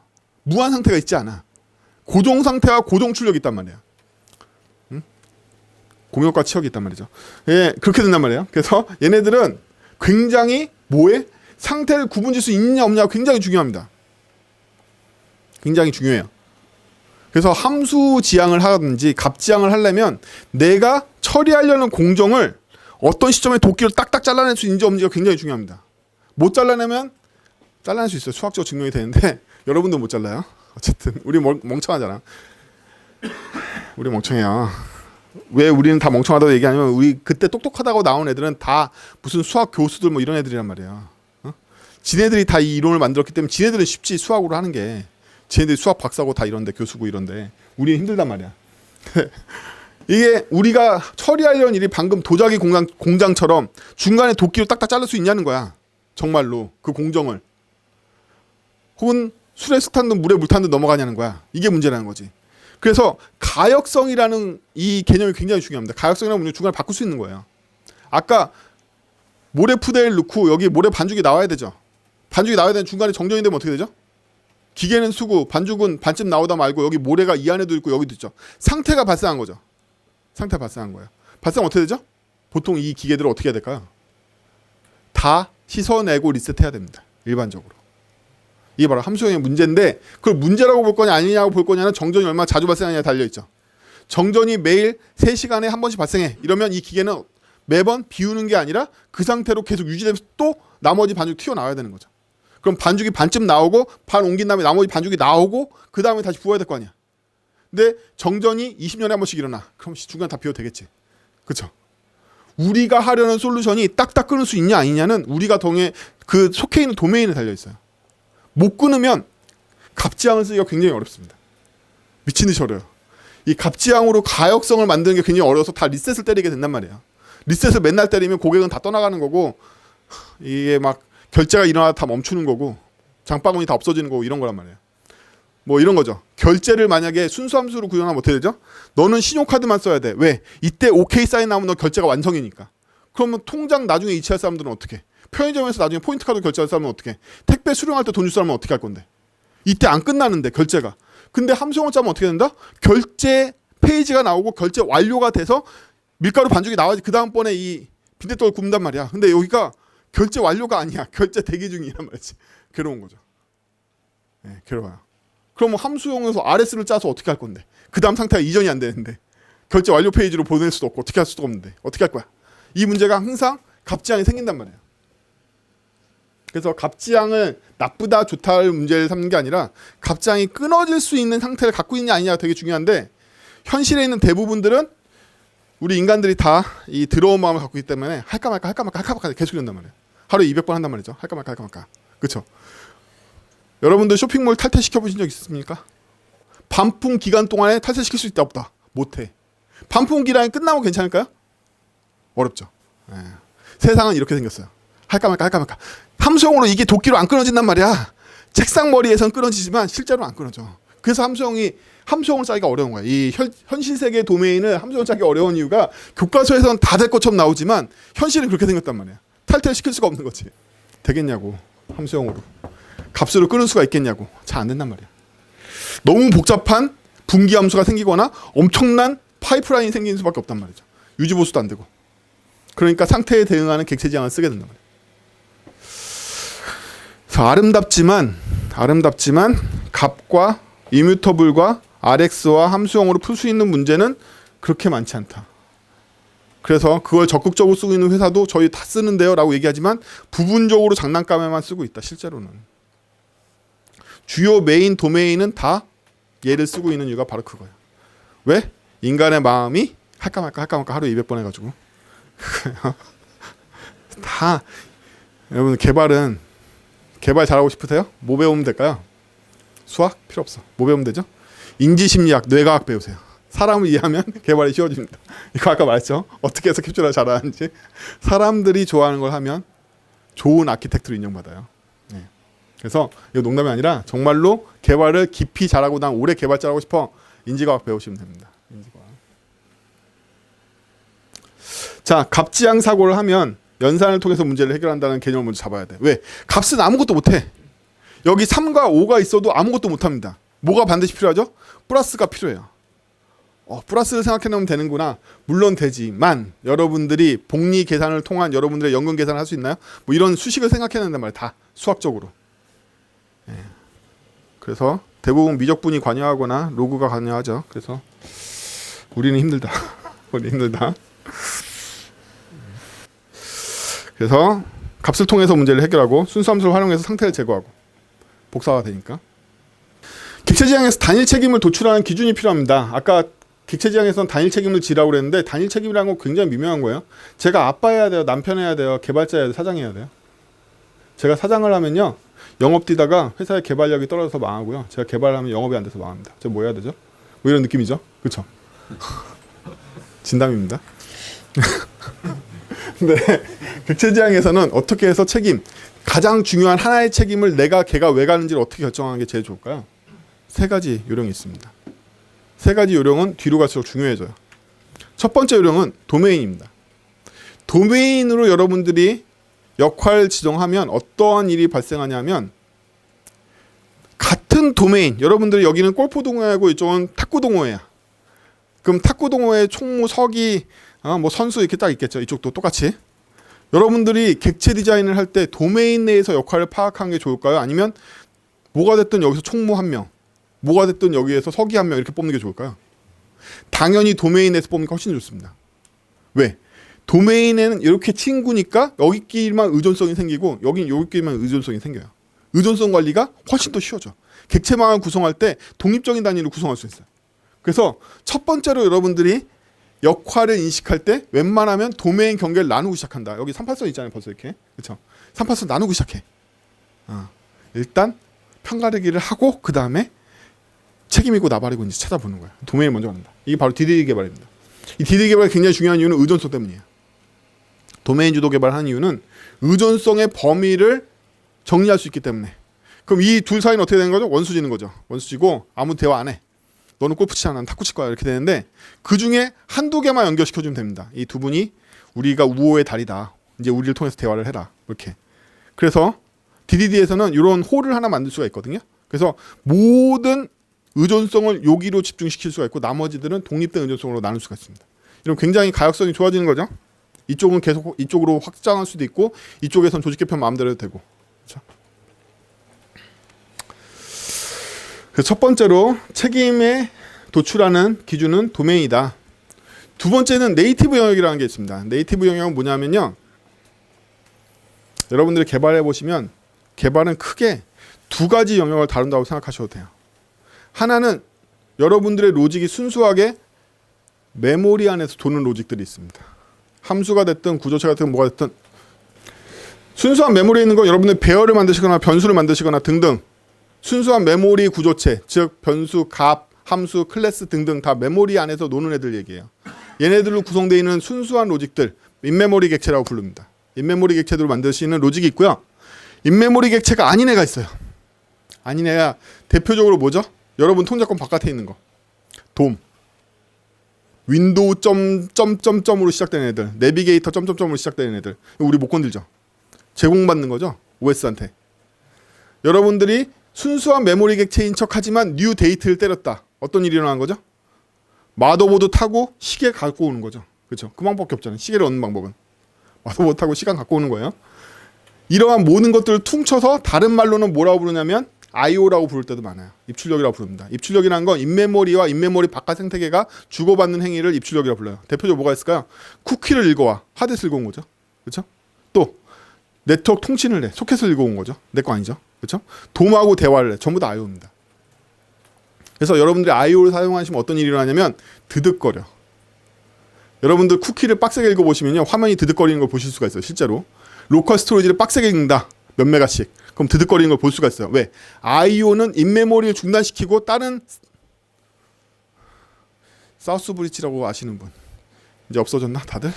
옛날에는 다 알았었는데 컴퓨터에는 노스 브릿지, 사우스 브릿지라는 게 있어요. 사우스 브릿지의 IO 몰라. 아무튼 거기서 읽어요. 예, 읽어오는데 그 행위가 CPU 락을 걸기 때문에 드득거리는 게 느껴진단 말이에요. 그래서 우리가 일부러 웹 워커 같은 걸 사용해서 거기서 아니 아작스 비동기인데 왜 워커에서 띄어서 하지? 아작스가 IO라서 아작스가 발동하는 순간을 보면 드득거린단 말이야. 그게 싫은 거야. 그러려면 백그라운드 스레드를 띄워서 여기서 IO를 발생시켜야지만 메인 스레드에 진짜 영향을 안 주게 된단 말이지. 그래서 네이티브 영역이라는 건 IO 영역이라고 부르는 건데 인메모리 영역과 네이티브 영역을 분리해서 객체를 구성해라. 얘네들은 38선이 흐르는 정도가 아니에요. 여기는 우주가 흐른단 말이야. IO와 IO가 아닌 애들은 우주가 흘러요. 우주가. 그러면 여러분들이 만약에 이걸 믹스해가지고 인메모리 객체와 돔을 믹스해서 여러분들이 사이트를 만들었으면 제가 어느 날 야, 돔 말고 캔버스로 다 만들면 안 될까? 이러면 어떻게 되죠? 헬이 펼쳐지는 거예요. 그렇죠? 헬이 펼쳐진다. 그래서 이거 두 개를 분리한 사례가 리액트죠. 리액트를 보면 리액트가 캔버스로 렌더링하는 예제가 나오잖아요. 리액트의 인메모리 구조체가 네이티브와 완전히 분리되어 있기 때문에 리액트로 짠 코드를 리액트 네이티브로 바꿀 수도 있고 리액트 캔버스로 바꿀 수도 있고 리액트 돔으로 바꿀 수도 있죠. 리액트 본체가 완전히 인메모리로 되어 있기 때문인 거죠. 나머지 부분은 네이티브 도메인으로 분리되어 있기 때문에 이 둘 사이의 통신으로 탁구 동호회와 골프 동호회의 통신으로 나머지 해결하면 되니까 그래서 이 본체 하나만 짜면 얘를 사방으로 옮길 수 있게 되는 거예요. 그렇죠? 그래서 도메인보다 더 중요하다면 더 중요한 이 밑으로 가서 중요하다고 그랬죠? 바로 네이티브 도메인을 분리해 주는 거예요. IO를 분리해 준다. 인증만 해도 그래요. 브라우저 인증을 쿠키에 의존하신다면 수많은 서버가 그렇듯이 쿠키에 의존하신다면 똑같은 인증 서버를 가지고 여러분들이 안드로이드 앱이나 iOS 앱을 만들 때 그 인증 서버를 쓸 수 있을까요? 쿠키가 안 되는데. 서버가 쿠키에 의존하고 있잖아. 그렇죠? 그러면 웃지 못할 해프닝이 벌어집니다. 이미 외부로 서비스가 다 구축되어 있는 서비스에 서버를 백엔드를 안 바꾸고 앱을 구축하려고 하니까 어떤 일이 생겨요? HTTP 통신할 때 쿠키 비스무리한 데이터베이스를 쓰고 헤더에다 쿠키 값을 읽어드리는 것 같은 작동을 해주고 서버가 헤더에다가 쿠키 값 써달라고 그러면 비스무리하게 이쪽 데이터베이스에다 쓰는 이 웃지 못할 해프닝이 일어난다는 거야. 왜? 처음부터 인증을 뭐에 의존해서? 네이티브에 의존해서 만들었기 때문이죠. 그렇죠? 인증을 네이티브에 의존하지 않게 만들었으면 훨씬 더 좋았겠죠. 그렇죠? 그래서 네이티브 영역을 분리해서 프로그램을 구축하지 않으면 새로운 네이티브 영역과 바인딩하거나 환경이 바뀌거나 환경 안 바뀐다고? 여러분들 맥OS 계속 업데이트가 iOS 계속 업데이트되고 브라우저의 기능이 늘었다 줄었다 하잖아요. 그렇죠? 브라우저 능력이 플래시 없어졌잖아. 딴 것도 뭐가 없어질지 모르지. 네이티브 클라이언트도 없어졌는데 없어진 것도 많은데. 그렇죠? 여러분들이 첨단 개발 안 하셔서 그렇지 왜 어셈블리 해보면 왜 어셈블리는 지금 없어진 거 퇴반이에요. 한 절반 날라갔어요. 걔네들은. 네이티브 영역에 의존하면 안 된다. 의존하지 않으려면 어떻게 한다? 이쪽 따로 인메모리 따로 만들어라. 이거를 마티논께서는 뭐라고 그러냐면 도메인 패턴이라고 부릅니다. 그래서 이 도메인 패턴을 따르지 않는 애들을 트랜잭션 스크립트 패턴이라고 불러요. 엔터프라이즈 패턴에서. 그래서 트랜잭션 스크립트 패턴을 도메인 패턴을 바꿔라. 그때 도메인 이 도메인이 아니라 네이티브를 분리해서 만들어라. 세 번째 제일 중요한 객체의 책임을 도출하는 원리는 변화율입니다. 변화율이라는 건 얘는 자주 바뀌어, 얘는 조금 바뀌어. 이렇게 나누라는 거예요. 사실은 자주 조금이라는 표현은 잘못된 거죠. 얘는 비가 올 때 우울해져. 얘는 눈이 올 때 우울해져. 빈도는 비슷할 수도 있어. 하지만 눈이 올 때 비가 올 때가 명백하게 다르다면 얘는 비가 올 때 군으로 나누니까 얘는 눈이 올 때 군으로 나누라는 거예요. 얘는 고객이 비즈니스 요구 사항이 바뀔 때 바뀌는 부분이고 얘는 고객의 시장 반응이 바뀔 때 바뀌는 부분이라면 원래 그걸 기준으로 나눠놔야 된다는 거야. 안 그러면 이때 바꿀 때 얘까지 건드려야 돼서 프로그램 전체가 망가질 위험성이 있다는 거야. 그래서 격리를 세워서 구간을 나눠서 책임을 나눌 때 어떠한 일 때문에 걔가 바뀌는지에 따라서 나눠놓으라는 거야. 이게 제일 중요한 거야. 왜? 모든 프로그램 변하니까. 변하는 이유에 따라서 나눠놔라. 이게 바로 여러분들이 좋은 아키텍트가 되는 가장 중요한 자질입니다. 어떤 사람은 변화율을 꿰뚫어 보고요. 어떤 사람은 헛다리를 짚어요. 그래서 굉장히 복잡한 아키텍처를 내놨는데 그 사람의 변화율대로 일어나지 않고 굉장히 엄한 거야. 여기는 굉장히 상세하게 나왔는데 거의 안 변해. 여기는 뭉텅뭉텅 만들어놨는데 여기 너무 변화가 많아가지고 감당이 안 되게 돼서 결국엔 다 파기해. 근데 어떤 사람은 굉장히 센스가 좋아서 몇 개 나눈 것 같지도 않은데 변화가 일어나는 애들만 상세하게 다 격리 구역이 있어가지고 고기만 고치게 만들어놨단 말이에요. 그렇죠? 그 센스, 이 변화율에 대한 센스가 사실은 아키텍트의 진짜 중요한 자질입니다. 그래서 아키텍트 좋은 사람들이 오면 경험해 보신 적 있으세요? 조직에서? 켄테베 같은 아저씨 오신 적 없죠? 어쨌든 그런 좋은 사람들이 오면요, 저도 전설로만 듣는데 오면요, 그 사람이 아키텍트를 딱 잡고서 코딩을 다 하고 나면 향후 6개월이 막 편한 거죠. 고객이 수정사항이 아무리 와도 클래스 하나만 고치면 되네. 파일에 설정만 바꿔도 되네. 이렇게 되는 거죠. 참고로 스프링은 좋은 아키텍트냐? 여러분들이 스프링 가지고 스프링 아키텍처에 따라서 만든 사이트가 리뉴얼 되거나 유지 보수 되는 거 보신 적 없어요? 있어요? 전 없어요. 다 갖다 버려 새로 만들잖아. 잘못된 아키텍처인 게 분명한 거죠. 걔가 만약에 좋은 아키텍처였으면 정말 조금만 고쳐가지고 걔 쓸 수 있어야 될 거 아니야. 거기만 고쳐가지고. 근데 실무에서 제가 그런 거 한 번도 못 봤거든. 다 갖다 버리고 새로 만들잖아. 맨날. 그러면서 jQuery 사이트는 좋으냐? 나쁜 거죠. jQuery 자체의 아키텍처는 괜찮은 편이거든요. jQuery 이용해서 만든 사이트는 맨날 버려주고 새로 만드는 걸 보면 절대로 jQuery가 좋은 아키텍처를 유도하는 라이브러리는 아니라는 거지. 리액트는요, 더 버려. 더 나쁜 거죠. 왜? 리액트는 더욱더 아키텍처를 자유롭게 풀어주기 때문에 여러분들 켄트베가 아니잖아요. 다 엉망으로 짠단 말이야. 무조건 다 버리게 돼 있어. 그거 사실 리액트가 유도한 거나 마찬가지야. 이 정도 됐으면 리액트가 그냥 메모리 구조 채소 다 내리는 게 낫겠죠. 차라리. 여러분들 마음대로 짜니까 다 갖다 버린단 말이에요. 어느 정도로 버리냐면 신입사원만 들어와도 버리죠. 제가 알기로는 그래요. 네, 뭐 하나 유대행 백엔드도 맨날 갈아치우고 뭐 남는 게 없어. 아무튼 걔네들은 사람만 바뀌면 다 바꾼단 말이에요. 제가 스칼라라는 언어를 별로 안 좋아하는 이유도 그거예요. 스칼라로 짠 사이트 중에 유지 보수 된 걸 본 적이 없어. 다 갖다 버려. 새로 짜. 그래서 그런 거. 자바로 짠 여러 가지들도 거의 다 버려진 거 보면 자바가 좋은 아키텍처를 유도한다라고 보기는, 저는 어차피 실무적인 사람이라서 세 가지. 도메인을 기준으로 책임을 도출해보자. 네이티브 영역을 분리해서 책임을 도출해보자. 변화율을 인식해서 책임을 도출해보자. 는 거예요. 자, 우리가 6주 동안 징하게 만들어 볼 게임은 요겁니다. 이 게임은 여기 흰 선이 보이시죠? 한복 그리기를 하는 게임이에요. 한복 그리기를 하는 게임들은 대부분 육각형으로 되어 있는데 사방으로 움직이라고, 얘는 사방으로 아홉 방향으로 다 움직일 수 있는데도 불구하고 바둑판으로 되어 있습니다. 그래서 우리도 바둑판을 만드실 거예요. 여러분들 이 그림만 가지고도 여러 가지 날 수가 있는데요. 제가 만약에 두 개만 연결하고 손을 놓으면 지워질 것 같아요? 안 지워질 것 같아요? 안 지워질 것 같죠? 그러면 세 개 연결해서 놓으면 지워질 것 같아요? 안 지워질 것 같아요? 아리까리하죠. 이 정도 연결하면 지워질 것 같은데 언제부터 지워질지 아리까리해 라는 얘기는 뭐죠? 이제 여러분들은 엔티티 파악으로 들어갈 거예요. 엔티티 파악으로. 우리는 개발자는 아니고요. 아키텍처를 짜는 아키텍트나 디자인을 만들어낸 디자이너들은, 이때 말하는 디자이너는 당연히 개발자 얘기하는 거예요. 설계자들은 현상을 보고 현상으로부터 프로그램의 엔티티를 도출해서 설계를 들어갑니다. 그래서 우리는 이걸 보고도 많은 걸 알아낼 수가 있다. 일단 여기서 보이는 게 알록달록한 놈들이란 말이에요. 그러면 이 블록들에게는 타입이 있겠구나 라는 걸 알 수가 있어요. 두 번째로 커넥트를 많이 하면 지워지고 조금 하면 안 지워지는 최저 커넥트 개수의 제한이 있겠구나 라는 것도 알 수 있고요. 스테이지의 가로 세로 크기라는 것도 있을 수 있겠네 라는 생각도 들고요. 그 다음에 제가 이렇게만 가나요? 이렇게 갔다 돌아갈 수도 있죠. 여러분들 이런 게임 해보셨으면 제가 이렇게 갔다가 돌아가면 선이 다시 지워져서 경로 바꿀 수 있는 거 알고 계시죠? 뭐 예를 들면 제가 이렇게 가면 실수했네 이렇게 가야지 이렇게 돌아가잖아요. 돌아가기가 된다는 것도 알 수 있네요. 돌아가기. 그렇죠? 그래서 돌아가기라는 개념이 있다는 것도 알 수 있고 이거 지우고 난 다음에 어떻게 해야 될 것 같으세요? 지우고 난 다음에 구멍에 솟아날 것 같으세요? 블럭이? 그렇죠? 이유는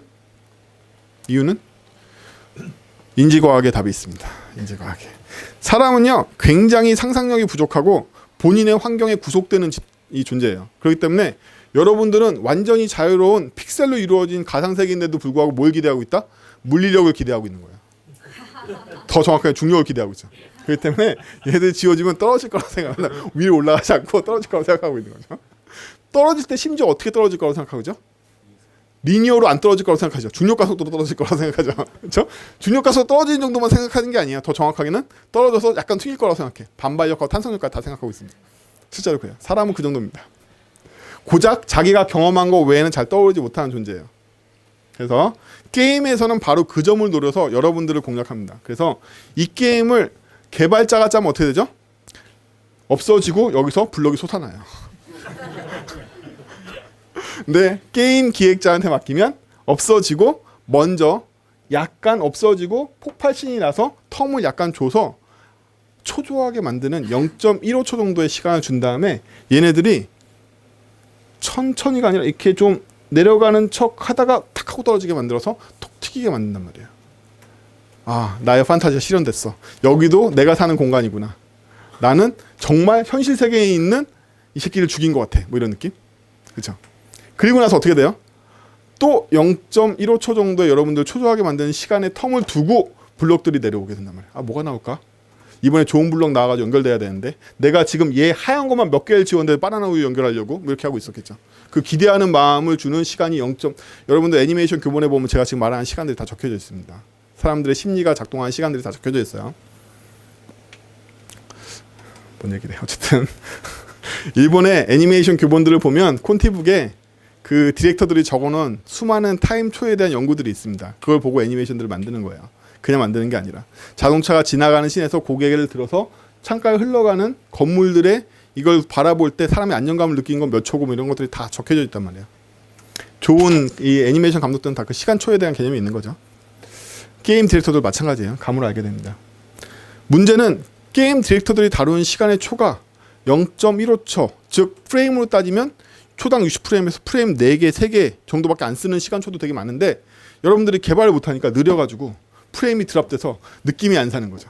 그렇죠? 그렇죠? 현실입니다.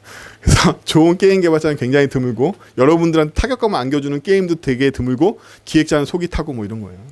없어지고 뭐하고 하는 작동들이 일어나겠죠. 그러면 절차만 봐도 링크를 파악해서 개수가 일정 넘었는지 봐야 되고 그 이전에 링크는 어떻게 된 거야? 왜 바나나는 왜 연결이 안 됐지? 왜 여기로는 연결이 안 되는데 성공했지? 어떻게 한 거야? 즉 여러분들은 마이크로 인터랙션을 이제서야 배우시게 되는 거예요. 그 전까지 UI를 배우실 때는 클릭, 롱 클릭 뭐 이딴 거나 쓰지만 얘네들은 다운과 무브와 업 사이에 엄청난 히스토리가 있습니다. 정말 마이크로한 이 인터랙션을 제어하게 돼요. 게임이라는 건. 내가 아리까리 이걸 할 수가 있단 말이죠. 게임이라는 건 원래 이렇게 돌릴 수가 있단 말이에요. 게임이라는 건. 예. 엄청나게 마이크로한 제어를 하게 돼요. 이것도 학습 목표 중에 하나입니다. 일단 게임 하나 만드는데 성공하면 UI는 껌이에요. 너무 쉽거든. 이거에 비하면. 자, 이렇게 되고 이게 보면 너무 많은 이거 모자이크 돼 있죠. 어쨌든 너무 많은 게 있단 말이에요. 그렇죠? 여러분들한테 무리라서 딱 요만큼만 자르겠습니다. 여러분들은 요것만 성공시키시면 돼요. 쉽죠? 그래서 여러분들은 요만큼만 만들 거예요. 요만큼만. 스테이지도 없고 점수도 없고 부가적인 장치 라이언이 와서 뭐 하고 아이템 주고 이런 것도 없고 아니 아이템은 나중에 나오는데 어쨌든 아이템 여러분들 아이템 만들어야지 이 게임이 끝나니까 아이템까지 만드셔야 돼요. 이런 거. 대신에 제가 사각형을 잘라드렸잖아요. 이것만 해도 여러분 죽어요. 이것만 해도 죽는다. 이거 들어가기만 해도 죽어. 사각형인 게 어디야. 그렇죠? 왜? 여러분 수학 못하잖아요. 그렇죠? 수학을 못하는데 이게 나오면 죽습니다. 수학을 못하는 사람들은 이거가 한계예요. 사각형. 그래서 우리 덧셈 뺄셈은 되잖아. 그런 거. 덧셈 뺄셈 되고 이게 가로가 80이면 아 여기는 아 여기가 240인가 뭐 이런 정도 되잖아요. 그러니까 이거 사각형으로 할 거예요. 그래서 좀 더 단순화시켜서 8 곱하기 8에 5가지 저희 회사 직원들이 나오는 게임을 만들 건데 이미지는 여러분도 적당히 쓰시고요. 그래서 셀사이은 8 곱하기 8이고 여기에 얘네들이 등장하는 게임들을 만들 거죠. 자, 게임의 개요를 간단하게 히스토리로 짚어봅시다. 어떤 일이 일어나는지. 제가 밑에 3개의 블록을 선택을 했어요. 어떻게든. 그럼 첫 번째 일어난 일은 지워집니다. 그렇죠? 지워졌어요. 3개가. 안 보이세요? 지워졌죠? 지워졌는데 제가 여기다 색깔 일부러 칠해놓은 거예요. 이 색깔 값이 들어온다는 뜻이 아니라 여러분은 인식하시고 색깔을 칠하는데 0번째 줄하고 1번째 줄을 지웠는데 0번째 줄 위에 있는 색깔 제가 이렇게 칠해놨고 1번째 줄 이렇게 위에 있는 색깔을 칠해놨어요. 왜냐하면 여러분들이 컬럼을 인식할 수 있어야 되기 때문에 그래요. 컬럼을 인식하면 이 2개의 컬럼에는 차이가 있습니다. 얘는 하나가 지워졌고 얘는 2개가 지워졌어요. 그렇죠? 그럼 그 다음번에 어떤 일이 일어나냐면 이런 일이 일어난단 말이야. 떨어지고 난 모습을 보면 얘는 한 칸이 비었고 얘는 2칸이 비었는데 모양이 역상됐단 말이에요. 아까는 이렇게 돼 있던 모양이 지금 이렇게 돼 있던 바뀐단 말이에요. 그렇죠? 이렇게 돼 있던 모양이 이렇게 바뀝니다. 거울 반사한 꼴인 거죠. 그렇죠? 이 구멍 빠진 모양이 거울 반사가 된 꼴이에요. 게다가 여러분들은 안심해서 얘네들이 연결되어 있는 연소가 이렇게 돼 있다고 생각하시면 안 돼요. 이렇게 지우면요. 가운데를 두고 구멍이 양쪽으로 뚫릴 수도 있는 거예요. 그렇죠? 그래서 두 번째 작동은 얘 블록이 떨어져 내려와서 제대로 공간을 만들어줘서 제대로 떨어져 내려오는 거예요. 세 번째는 채워지는 거겠죠. 그렇죠? 이게 바로 우리가 게임에서 반복적으로 처리하게 되는 코어 액션입니다. 우리 어차피 게임 만들 거니까 게임 얘기도 좀 해드릴까요? 저는 게임 개발자이기도 합니다. RPG 게임도 만들어 봤고요. 게임 포탈에서 막고 게임 같은 것도 만들고 디렉티도 해오고 그랬는데 이제 모바일 시대잖아요. 그래서 복잡한 코어 액션이 많이 들어가 있는 게임들은 안 팔려요. 대표적으로 와우. 여러분 와우 해보셨어요? 월드 오브 워크래프트? 해보시고 화면 가득히 컨트롤 와우 해보신 분들은 알겠지만 와우는 컨트롤 게임이잖아요. 예. 내 컨트롤이 늘어나면 더 많은 맵을 갈 수 있는 거잖아요. 더 잘 조작할 수 있게 되면. 그러한 코어 액션이 많은 게임들은 이제 더 이상 안 팔려요. 안 팔리고 코어 액션이 단순한 애들이 팔립니다. 대표적으로 2048에서는 코어 액션이 뭐가 있죠? 숫자에 맞춰가지고 네 방향 움직이는 액션 하나만 가지고 계속 게임 반복되죠. 그렇죠? 그럼 최근에 RPG 게임들은 어떻게 출시될까요? 버튼 몇 개만 누르면 자동 진행되는 걸로 바뀌죠. 코어 액션이 몇 개 없는 거예요. 예. 때 맞춰서 필살기 쓰는 리듬 게임 같은 형식으로 바꿔버린단 말이죠.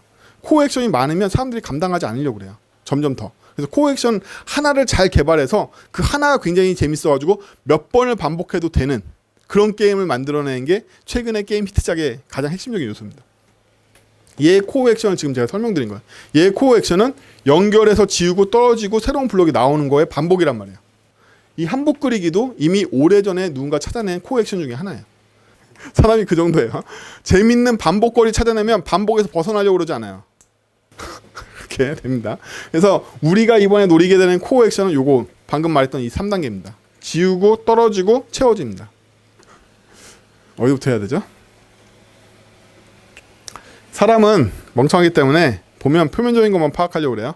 표면적인 거에서 뭐만 파악할까요? 아까 말했죠. 사람은 자기 경험에 의존해서 파악하기 때문에 지가 경험한 것만 보여요. 그래서 거기에서 아 이거 라이온이다 뭐 이런 거밖에 안 보인단 말이에요. 그렇죠? 보통 그 정도입니다. 무슨 게임인지 관심 없어. 카카오 게임이구나 이러고 넘어간단 말이에요. 근데 핵심적인 건 데이터였습니다. 거의 대부분의 프로그램들은 다 예쁜 데이터 뷰예요. 진짜로. 그게 사실 콘솔로 표현해도 되는 건데 그냥 불필요하게 개발자 입장에서 보면 불필요하게 왜 사운드하고 이미지 같은 걸 입혀서 우리를 고생시키는 거 왜 애니메이션을 걸었을까 뭐 이런 정도인 거죠. 그렇죠? 이거 그냥 콘솔로 나와도 되는데 우린 테트리스도 콘솔로 할 수 있잖아. 그렇죠? 개발자의 눈으로 보면 프로그램의 핵심은 데이터다. 따라서 우리는 이 번잡하게 쓸데없는 것들을 붙여놓은 거에서 데이터를 찾아야지만 개발을 하고 디자인할 수가 있어요. 그러면 엔티티를 파악할 때 데이터베이스상의 엔티티를 파악하는 요령도 비슷하지만 실체를 파악할 때는 엔티티의 종류를 미리 알아두는 게 좋습니다. 첫 번째 타입은 스칼라 타입입니다. 스칼라 타입은 단위 값을 의미해요. 이거에 반대되는 개념은 벡터나 행렬이나 그냥 집합값이라고 할 수 있겠죠. 근데 이제 집합값들은 따로 파악할 필요가 없고 나중에 컬렉션이라는 개념이 생기기 때문에 상관없고요. 스칼라 값을 평가하는 이유는요. 스칼라 값은 가변적이에요. 그래서 대표적인 스칼라 값이 얘네들이죠. 그렇죠? 얘네들을 파악하게 됩니다. 얘네들은 실체가 이게 끝이에요. 스칼라 값이 끝입니다. 더 이상 없죠. 예. 근데 이거에 비해서 얘네들은 정의되어 있는 정의역 타입이 있어요. 사실은요, 이 숫자는 아무 의미도 없는 거예요. 우리가 이 집합을 정의한 거예요. 이건 컬렉션과 다릅니다. 컬렉션이라는 건 동일한 애가 모여있는 걸 얘기하는 데 비해서 얘네들은 마치 이게 하나의 값인 것처럼 에뉴메러블처럼 이 정의되어 있는 정의값이에요. 그래서 우리는 정의값을 사용하게 됩니다. 그 외에는 우리는 객체 지향을 할 거니까 객체로 봐요. 객체로 봅니다. 블록을 객체로 보는 이유는 블록이 자신만의 책임을 위임할 수 있기 때문이에요. 이 블록한테 야, 얘가 너 다음번에 올 수 있는 블록이 아니야 라고 물어볼 수도 있고요. 이 블록한테 너 이거 올바른 위치가 받은 거야 안 받은 거야 뭐 이런 것도 물어볼 수 있고 여러 가지 물어볼 수가 있습니다. 얘가 평가하겠죠. 자기의 상태를 은닉하고 캡슐화해서. 그렇죠? 블록에는 그러한 가능성이 있기 때문에 객체값으로 평가를 하게 됩니다. 당분간 여러분들 이 세 가지 외에는 현실 세계 엔티티를 파악하실 때 만날 일은 거의 없어요. 원래는요 UML 같은 걸 깊이 공부해 보시면 5가지 종류의 여러 가지 엔티티들이 나오긴 하는데 관계도 어렵고 엔티티도 어려우니까 그냥 이 세 가지만 이번 수업에서 세 가지만 쓸게요. 그래서 블록을 먼저 정의해 볼게요. 블록은 클래스냐 싱글통 객체냐 여러분들 항상 고민하셔야 돼요. 객체는요 하나만 있거나 여러 개 있습니다. 모두는 안 그래요. 뭐 아무튼 모두는 다 그렇겠죠. 하나만 있거나 여러 개 있어요. 근데 이게 굉장히 중요해요. 그래서 이놈이 하나만 있는 건지 여러 개 있는 건지를 먼저 파악하셔야 돼요. 하나만 있는 건데 클래스를 정의하거나 여러 개 있는 건데 객체로 만들면 반드시 불행한 일이 생깁니다. 왜? 여러 개 있는 애들은 보통 변화를 한꺼번에 일으켜야 되는데 개별적으로 만들었기 때문에 한꺼번에 수정할 수가 없게 되는 거죠. 또 하나만 있어야 되는 클래스를 만들면 사람은 다 나쁜 놈들이라고 했죠. 이것도 만든다. 반드시 만듭니다. 예. 예를 들면 프린터 스풀이라는 객체가 있어요. 얘는 분명히 싱글톤이야. 왜? 컴퓨터 연결되어 있는 컴퓨터가 이 프린터 하나밖에 없으니까. 근데 프린터 스풀을 클래스를 만들면 어떤 놈이 다운 프로에서 반드시 인스턴스를 만들어서 프린터 스풀 2개가 동일하게 된단 말이에요. 프린터 한 대밖에 없는데 어떻게 될까요? 망가지겠지. 예, 망가지겠지. 여러분들 윈도우즈에서 프린터 스풀을 그냥 괜히 제공하는 게 아니에요. OS에서 제공하는 이유는 니들한테 줘봤자 니네들이 계속 잘 쓸 리가 있어? 계속 다 프린터 스풀 만들고 다니겠지? 그래서 OS에서 프린터 스풀 제공해 주는 거예요. 예, OS 차원에서 제공해주는 대표적인 서비스가 바로 소켓입니다. 너희들한테 네트워크 드라이브를 그냥 열어주고 소켓 쓰라고 하면 난리를 치겠지? OS가 소켓을 통제할래. 여러분들이 하는 모든 네트워크 통신은 다 OS를 통해서 소켓 데이터를 받게 돼 있단 말이죠. 자, 그래서 이 블록이 갖는 책임을 보면요. 자신만의 타입을 갖고 있었죠, 아까? 네, 그리고 타입에 따라서 얘가 진짜 실무적으로 처리해야 될 일은 이미지 경로를 반환하는 거예요. 내가 0번 타입이냐 3번 타입이냐 이것도 중요하지만 거기에 따라서 그림이 뭐가 나오냐도 되게 중요하잖아요. 그래서 얘가 이미지 경로를 반환하는 일도 굉장히 중요합니다. 이 두 가지 책임을 구현하도록 하죠. 생성자에서 타입 받아가지고 언더 타입에서 잡아놓고 이미지 경로 이렇게 CSS가 바로 사용할 수 있는 이미지 경로로 변환해서 하고 바깥쪽에서 이제 타입을 얻고 싶으면 get 타입으로 가져가면 되죠. 되고 여러분들 앞으로 객체 지향하실 때 클래스를 사용하신 경우에는 생성자를 봉인하세요. 무조건 팩토리 클래스를 얻어가게 하세요. 아시죠? 팩토리 클래스를 얻어가게 하시는 게 훨씬 더 낫습니다. 훨씬 난 게 아니야. 무조건 하세요. 무조건 하시면 됩니다. 자, 이거 원래 스태틱 키워드 써서 이 안에 넣어도 되는데 일부러 분리해서 보여드리려고 바깥으로 뺐어요. 자, 이 블럭에 팩토리 함수의 명칭은 여러분 나름대로 만드세요. 저희 회사는 대문자 get을 쓰는데 n이라고 만드시든 뭐라 하시든 일관되게 모든 클래스에 똑같은 생성자를 대신하는 스태틱 함수를 하나 만드세요. 그게 제 추천입니다. 아니, 제 추천 아니. 마틴홍의 추천이고요. 자, 이 함수를 보면요. 생성을 할 때 인자로 타입 값을 넘겨주면 모르겠는데 안 넘겨주면 랜덤 값으로 5개 중에 하나 만들고 있죠. 그렇죠? ES6 설명 안 한다고 그랬죠? 인정사정 없이 언어에 숙련된 사용자라고 생각하고 가면 욕먹던데 어쨌든 자 ES6에서는요 이렇게 화살표 함수의 인자에 기본값이라는 걸 줄 수가 있죠. 그래서 얘가 undefined로 들어오거나 직접 undefined라고 쓰셔서 넘기셔도 돼요. undefined로 들어오거나 아니면 인자를 안 주면 기본값이 타입에 할당돼서 들어오게 됩니다. 이거 이 안으로 옮겨도 될 것 같은데 여기다 옮기면 선언과 코드의 내용을 분리할 수 있어서 훨씬 더 가독성이 좋아져요. 얘는 타입에 대한 얘기인 거고 얘는 타입을 사용하는 쪽 코드가 되니까. 그래서 얘는 안 주면 매스 랜덤 5 때렸으니까 여기서부터 4까지 나올 테고 파스 인치 때려가지고 여기서 4까지 얻었겠죠. 사실은 잘못했지만 어쨌든 이렇게 돼서 여기에 타입을 new 블록한테 줬죠. 제가 이걸 왜 팩토리 함수를 만들었는지가 명확하게 드러나는 부분이에요. 얘는 뭐만 관심이 있을까요? 받아온 타입을 자기 타입으로 기억하는 데만 관심이 있죠. 타입을 안 줬을 때 어떻게 만드는지는 엄밀하게 따지면 사실은 블록의 지식이 아니에요. 블록 만드는 놈 만드는 놈 생각인 거죠. 그렇죠? 그래서 만드는 쪽이 관심 있는 것과 만들어지는 쪽이 관심 있는 게 틀립니다. 실제로 보면. 이 지식, 랜덤 5개 중에 하나를 만드는 이 지식은 팩토리 함수가 가져야 되는 지식이지 얘가 가지면 안 되는 지식이에요. 여기다 넣으면 안 된다는 거죠. 그렇죠? 그래서 단일 책임 원칙은 엄밀하게 지키려면 굉장히 어렵고 여러분들이 섬세하게 바라보는 눈으로 언제나 의심해서 이거 얘 거 맞나를 항상 감시하지 않으면 키워지지 않아요. 빠르면 3년, 늦으면 5년 걸립니다.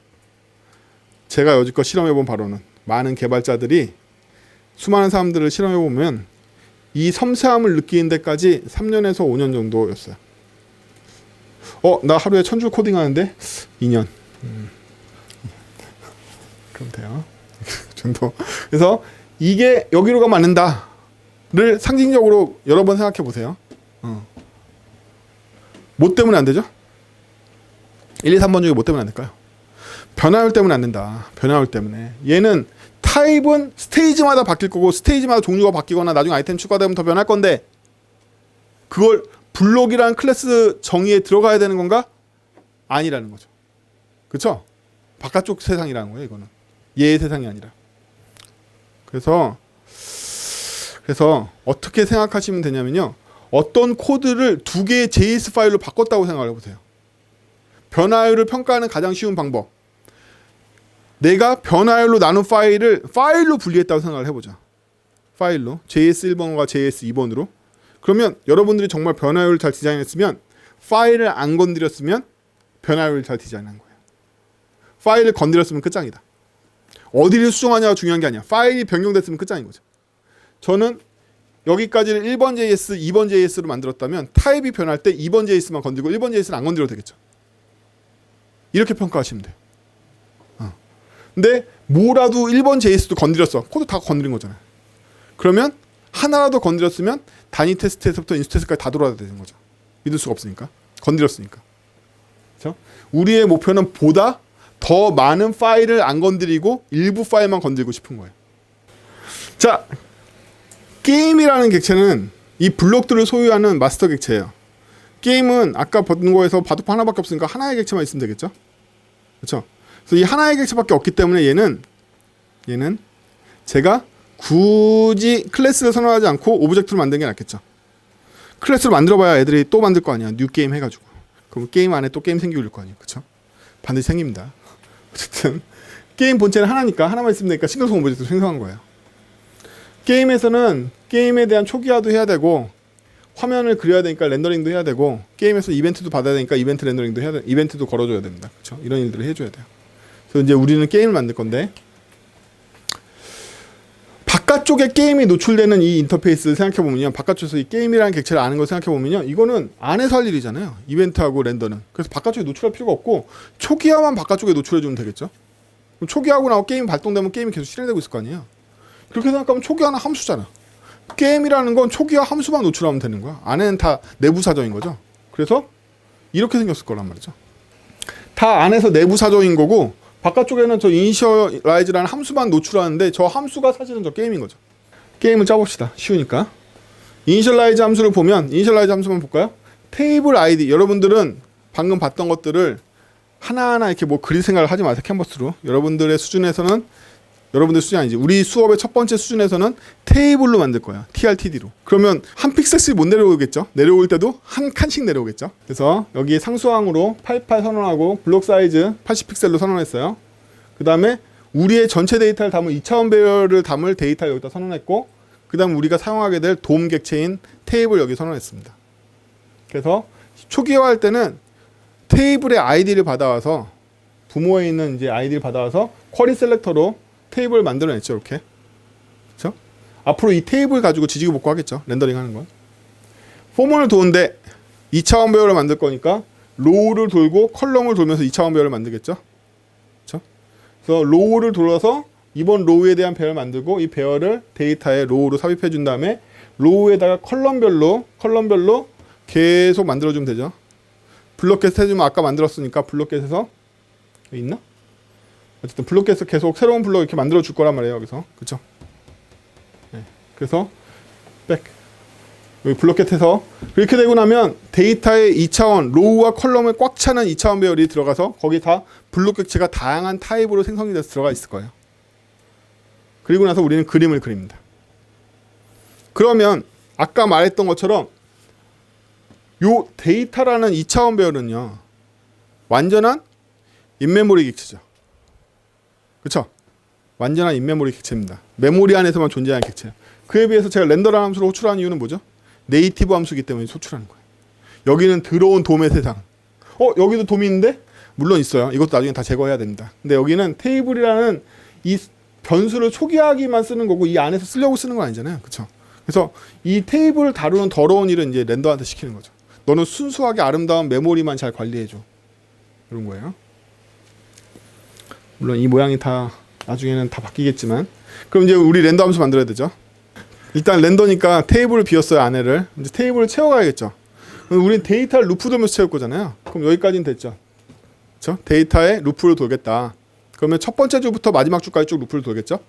그러면 첫 번째 줄을 얻어올 때마다 로우라는 배열을 얻어오게 될 거예요. 그러면 여러분들이 이 배열에 있는 고차함수를 쓰시는 원리는 되게 간단합니다. 배열을 루프 돌고 싶으면 포 이치고 배열의 원소를 바꾼 배열로 바꾸고 싶으면 뭘로? 맵을 돌면 되고 이걸 하나의 값으로 뭉치고 싶으면 리듀스를 쓰면 돼요. 그렇죠? 우리가 하고 싶은 게 뭐냐?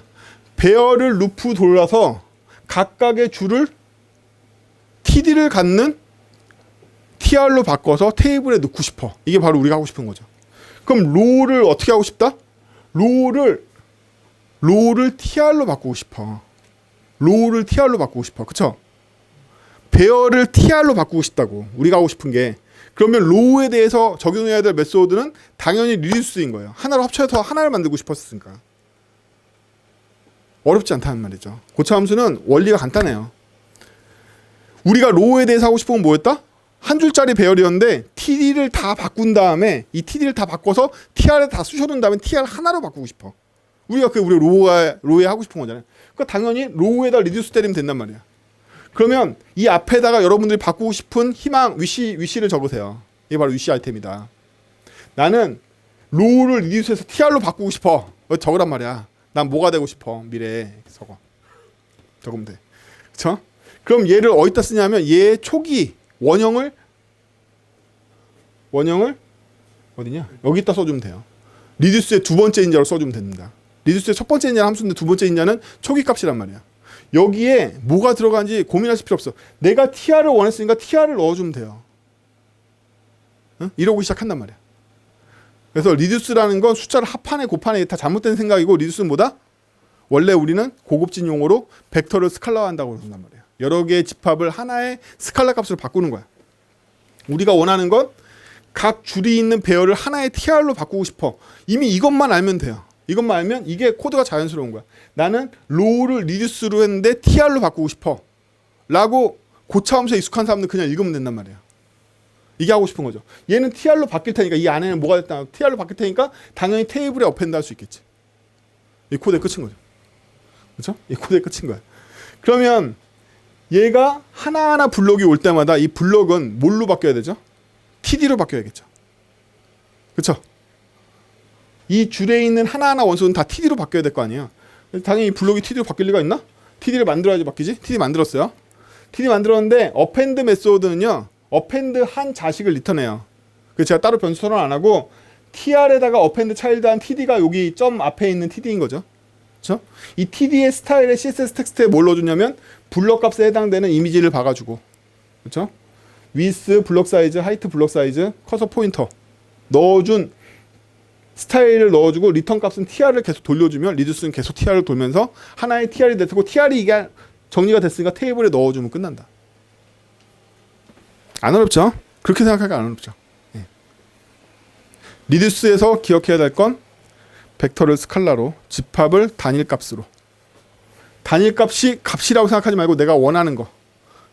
뭐라도 상관없습니다. 난 tr을 원했으니까 tr이 된 거예요. 그래서 렌더링은 데이터를 소비해서 표를 다시 그려주는 애로 만들었죠. 다시 그리면 비효율적이지 않은가요? 걱정하지 마세요. 여러분들이 효율적으로 만들 거라서. 제가 아니라 여러분들은 이니셜라이즈 함수에서 미리 테이블에 컬럼 로우만큼 TRTD 다 만들어 놓으시고요. 여기서는 TRTD 안을 갱신하시면 됩니다. 그쵸? 스타일만 갱신하면 되잖아요. 오늘 과제입니다. 과제예요. 자, 그래서 여기 이제 블럭 이미지나 이런 것도 저희가 게터를 만들었기 때문에 블럭 이미지 가져다 쓴 거죠. 그쵸? 그럼 우리 이제 남은 게 렌더도 해결했으니까 아까 이니셜라이즈 하면서 남은 게 이벤트 거는 거죠. 이벤트 걸면 되죠. 걸었어요. 이렇게 쉬워. 그럼 이제 우리는 이 4개의 함수, 아니 3개의 함수만 만들면 되죠. 그래서 마우스 다운에서 다운 함수를 하고 마우스 무브에서 무브, 마우스 업이나 리브, 테이블 바깥에서 떼도 그냥 다 업으로 본단 말이죠. 우리가 이렇게 터치하다 보면 영역 바깥에서 떼면 곤란하잖아요. 곤란하니까 이것도 다 업으로 보는 거예요. 리브도. 이렇게 4개 이벤트를 걸면 되고 우리는 이 3개의 함수를 구현하면 게임이 완성되겠죠. 자, 다운부터 구현해 볼까요? 다운은요. 현재 다운이 됐다는 거 활성화했을 때만 무브가 의미가 있죠. 업도 활성화된 상태에서만 의미가 있을 거 아니에요. 지울지 말지 판단하는 건 다운도 안 되는데 판정할 필요가 없죠. 특히 무브는 더욱더 아무 일도 할 필요가 없단 말이죠. 그래서 다운이 되면 일단 난 지금 다운 상태라고 활성화시켜요. 그럼 언제 풀까요? 업됐을 때 풀겠죠. 예. 그래서 다운된 상태에서만 무브가 의미를 가지니까 다운이라는 상태를 갖게 되고 그 다음에 이벤트로부터 XY 값 전체 좌표를 받아가지고 그 X, Y 좌표를 이용해서 테이블 내에서 몇 번째 블록인지 데이터로 치환하게 돼요. 그리고 위에서 얻은 블록을 시작 블록 및 현재 블록으로 한다. 시작 블록이라는 건 지금 선택이 시작되는 공간이죠. 제가 지금 라이언으로 시작했으면 계속 라이언으로 가야 되잖아요. 그렇죠? 커런트는 제가 무브할 때마다 계속 변하겠죠. 커서 같은 녀석이니까. 근데 시작 값은 왜 알아야 되죠?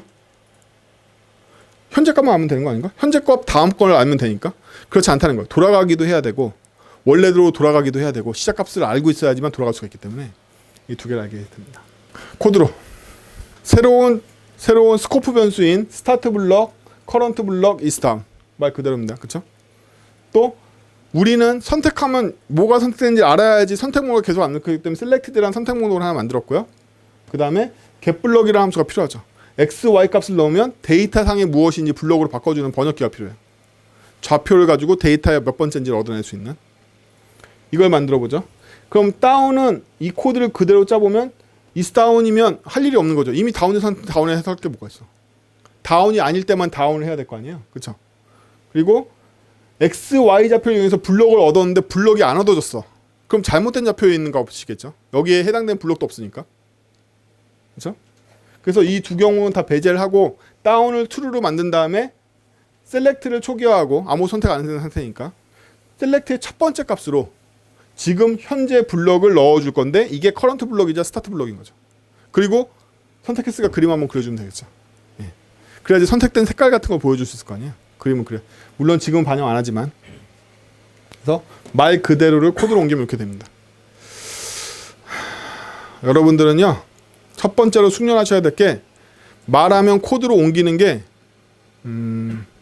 리얼타임이 될 때까지 숙련하세요.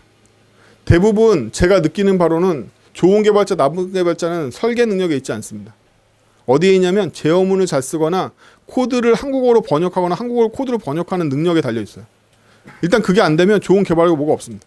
이렇게 생각했으면 이렇게 짤 수 있어야 돼요. 언제? 실시간으로.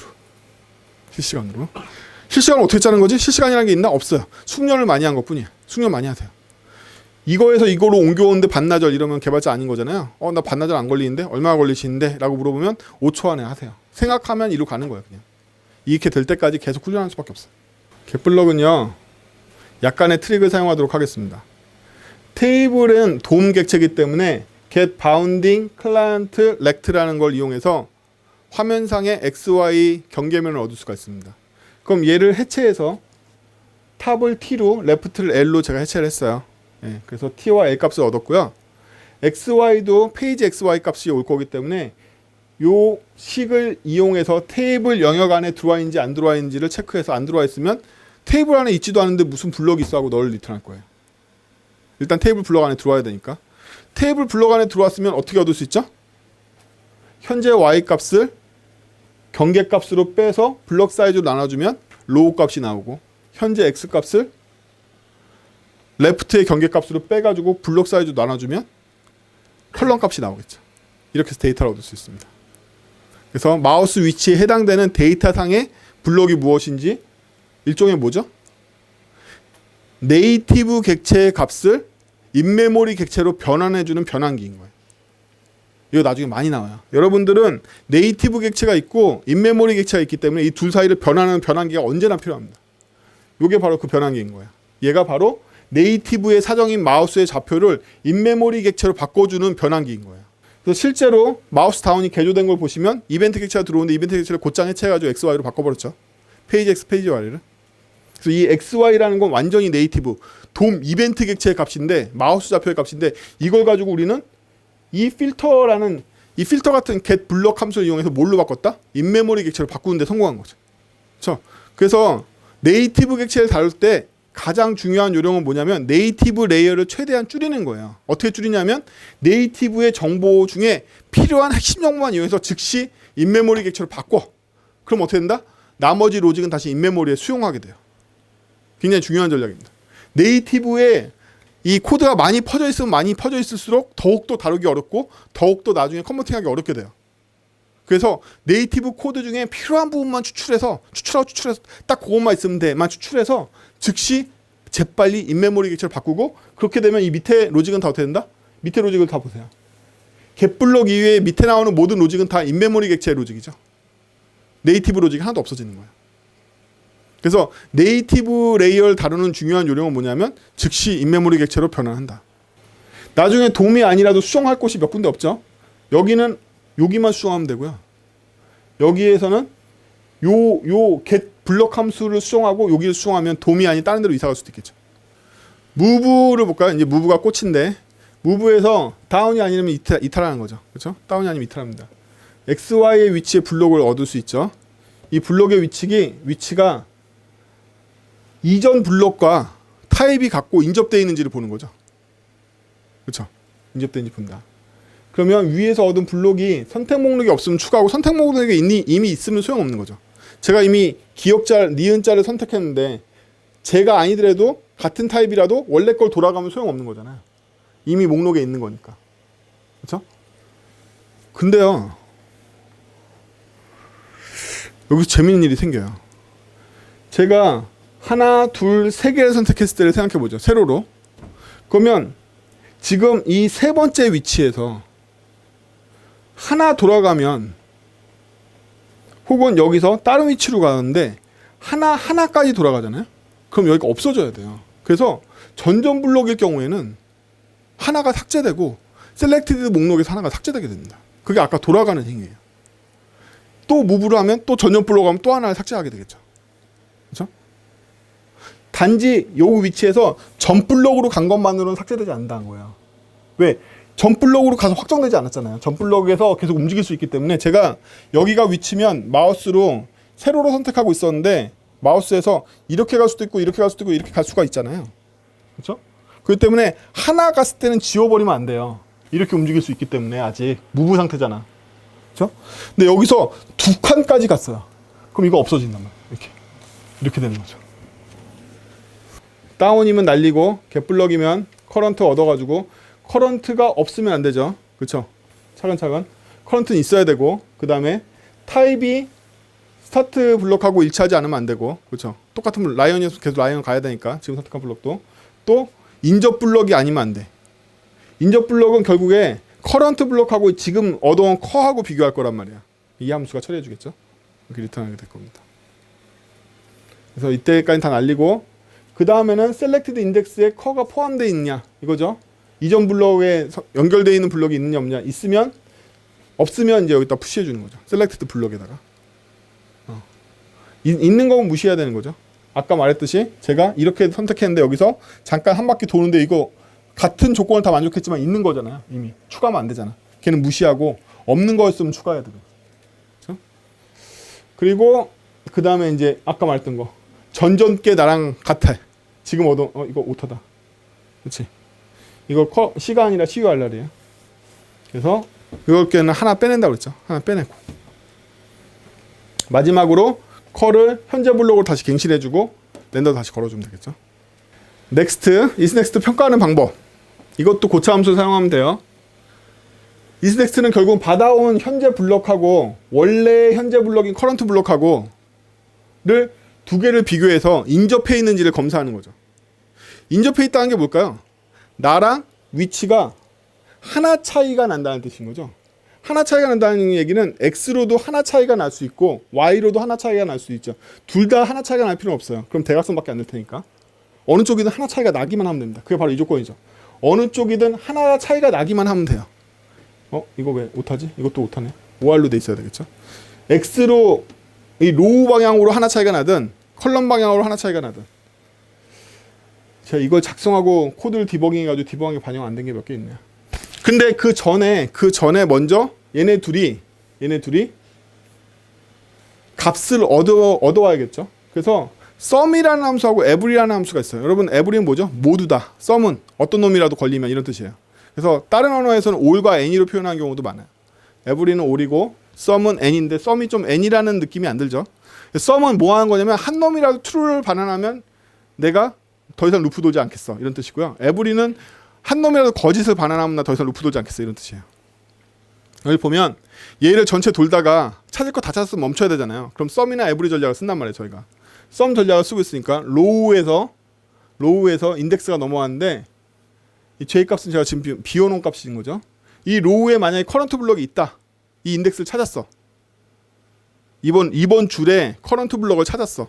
그럼 이번 줄에 커런트 블럭을 찾았으니까 여러분 블럭은요 순수한 객체일 뿐이에요. 얘가 인덱스를 갖고 있지 않단 말이에요. 인덱스는 이 데이터에 있는 거지 블럭이 갖고 있는 요소가 아니잖아요. 블럭은 자기의 인덱스를 몰라. 따라서 연산을 통해서 자기의 로우와 컬럼을 알아내야 돼. 데이터로부터.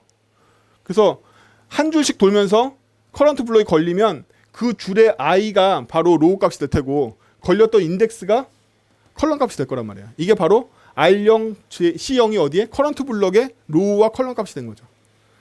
그러면서 카운트를 제가 하나 더 했어요. 원래 0이었는데 하나 찾았다 이거지.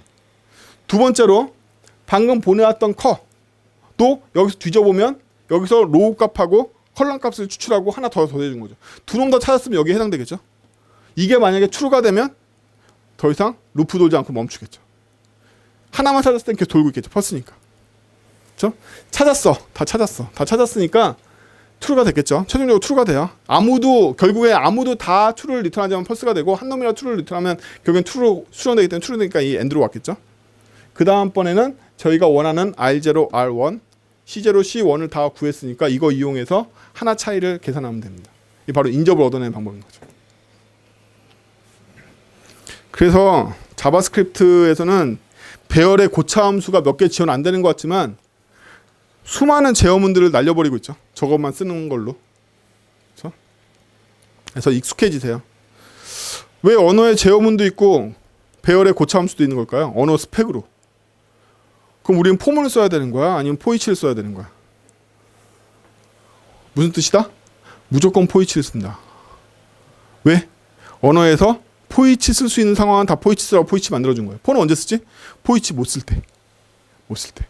역수는 루프 돈다든지 짝수만 루프 돈다든지 뭐 이상한 짓 할 때. 그때만 쓰라는 거죠. 언어 스펙상 정의되어 있는 이유는. 에로 함수 왜 도입했을까요? 고차 함수를 쓰는데 기존의 펑션 객체가 무거우니까. 에로 함수는 더욱더 가벼워지고 있어요. 크롬 버전이 올라갈 때마다. 이제 거의 평문 실행하고 비슷한 수준의 부하밖에 안 걸어요. 얘는. 에로 함수 만든 이유가 바로 그거예요. 고차 함수를 쓰라고.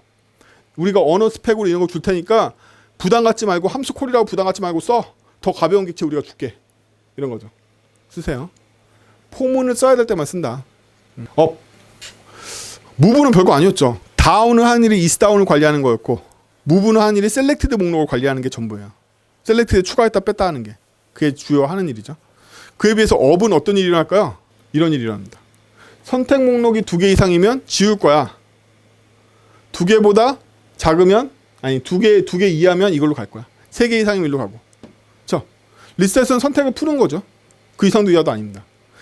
이게 지옥인 거죠. 아까 말했던 코어 액션이 다 여기서 일어나는 거죠. 2개 이하면 이 일도 안 일어난단 말이에요. 그래서 쉬운 거부터. 여러분들 프로그램 무조건 쉬운 거부터 짜세요. 이거 되게 중요한 요령입니다. 왜 쉬운 거부터 짜죠? 왜냐하면 쉬운 건 의존성이 없기 때문이에요. 복잡한 것부터 짜면 의존성이 많은 걸 짜게 되고 나중에 깨달은 게 많을수록 더 많이 고치게 돼요. 쉬운 것들은 의존성이 없기 때문에 고칠 일이 거의 없어져요. 그래서 쉬운 것부터 짜야 돼요. 반드시. 그게 바로 가장 중요한 이유입니다. 쉬운 것부터 짜는 이유는 뭐냐면 의존성이 적기 때문이에요. 프로그램을 만들면서 여러분들이 많은 걸 깨닫게 돼요. 깨달을 때마다 고치는데 쉬운 애들은 의존성이 적으니까 고쳐도 거의 안 변한단 말이에요. 앞에 작업한 것들이. 근데 어려운 것부터 짜기 시작하면 앞에 게 다 무너지는 거죠. 깨달음이 얻을 때마다 다 버리는 거죠. 반드시 쉬운 것부터 짜세요. 리셋부터 짭니다. 리셋 아무것도 없어. 스타트 커런트 블럭을 초기화시켜. 셀렉티드 없었던 일로 해. 이스다운 펄스야. 끝. 이거죠. 리셋 됐습니다. 다시 다운을 받아들일 준비가 된 거죠. 없었던 일로. 그럼 리무브는 어떻게 생겼을까요? 리무브는 선택된 블록들을 지워주고 떨어뜨린 다음에 새로 생성해서 다시 내려가지고 합체시켜야지만 이스다운이 드디어 다시 펄스가 될 수 있겠죠. 리무브 데이터를 삭제합니다. 어떻게 삭제하죠? 로우를 돌면서, 그렇죠? 로우를 돌면서 셀렉티드를 다시 돌면서 셀렉티드의 원소가 로우의 인덱스 오브로 걸린다면 걔네들은 다 널로 만들어. 로우에 가서. 이거죠. 이게 바로 걔 지운 행위예요. 제가 스플라이스로 진짜 원소를 지우진 않을 거고요. 그 구멍에다가 널을 채울 거란 말이에요. 폼을 안 쓰면 이렇게 좋아져요. 포가 없는 게 뭐가 좋아지냐면 대화가 됩니다. 코드를 읽을 수가 있게 돼요. 내가 모든 데이터를 돌 건데 그 로우를 가져와서 로우에 셀렉티드에 있는 모든 원소를 돌면서 셀렉티드에 있는 원소가 로우에 걸리면 걔네들은 다 지울 거야. 이렇게 된단 말이에요. 그렇죠? 쓸데없는 포나 인덱스 플래그들이 방해를 안 해. 코드가 좋아진단 말이에요. 이게 리무브의 끝이죠. 이러면 다 지워져요. 널이 됐어. 널이 됐으니까 렌더 때리면 렌더에서 널인 애들 속아내고 그리기 때문에 블럭이 딱 구멍이 나서 보일 거란 말이에요. 그렇죠? 렌더 해서. 이게 바로 렌더의 위력이에요. 렌더 하면 돼. 그냥. 우린 모르겠고 우리는 인메모리 객체를 갱신했을 뿐이고 네이티브는 네가 알아서 해. 우리 인메모리 객체 보고 그림은 네가 알아서 해. 이거죠. 이러니까 렌더 만드는 거야.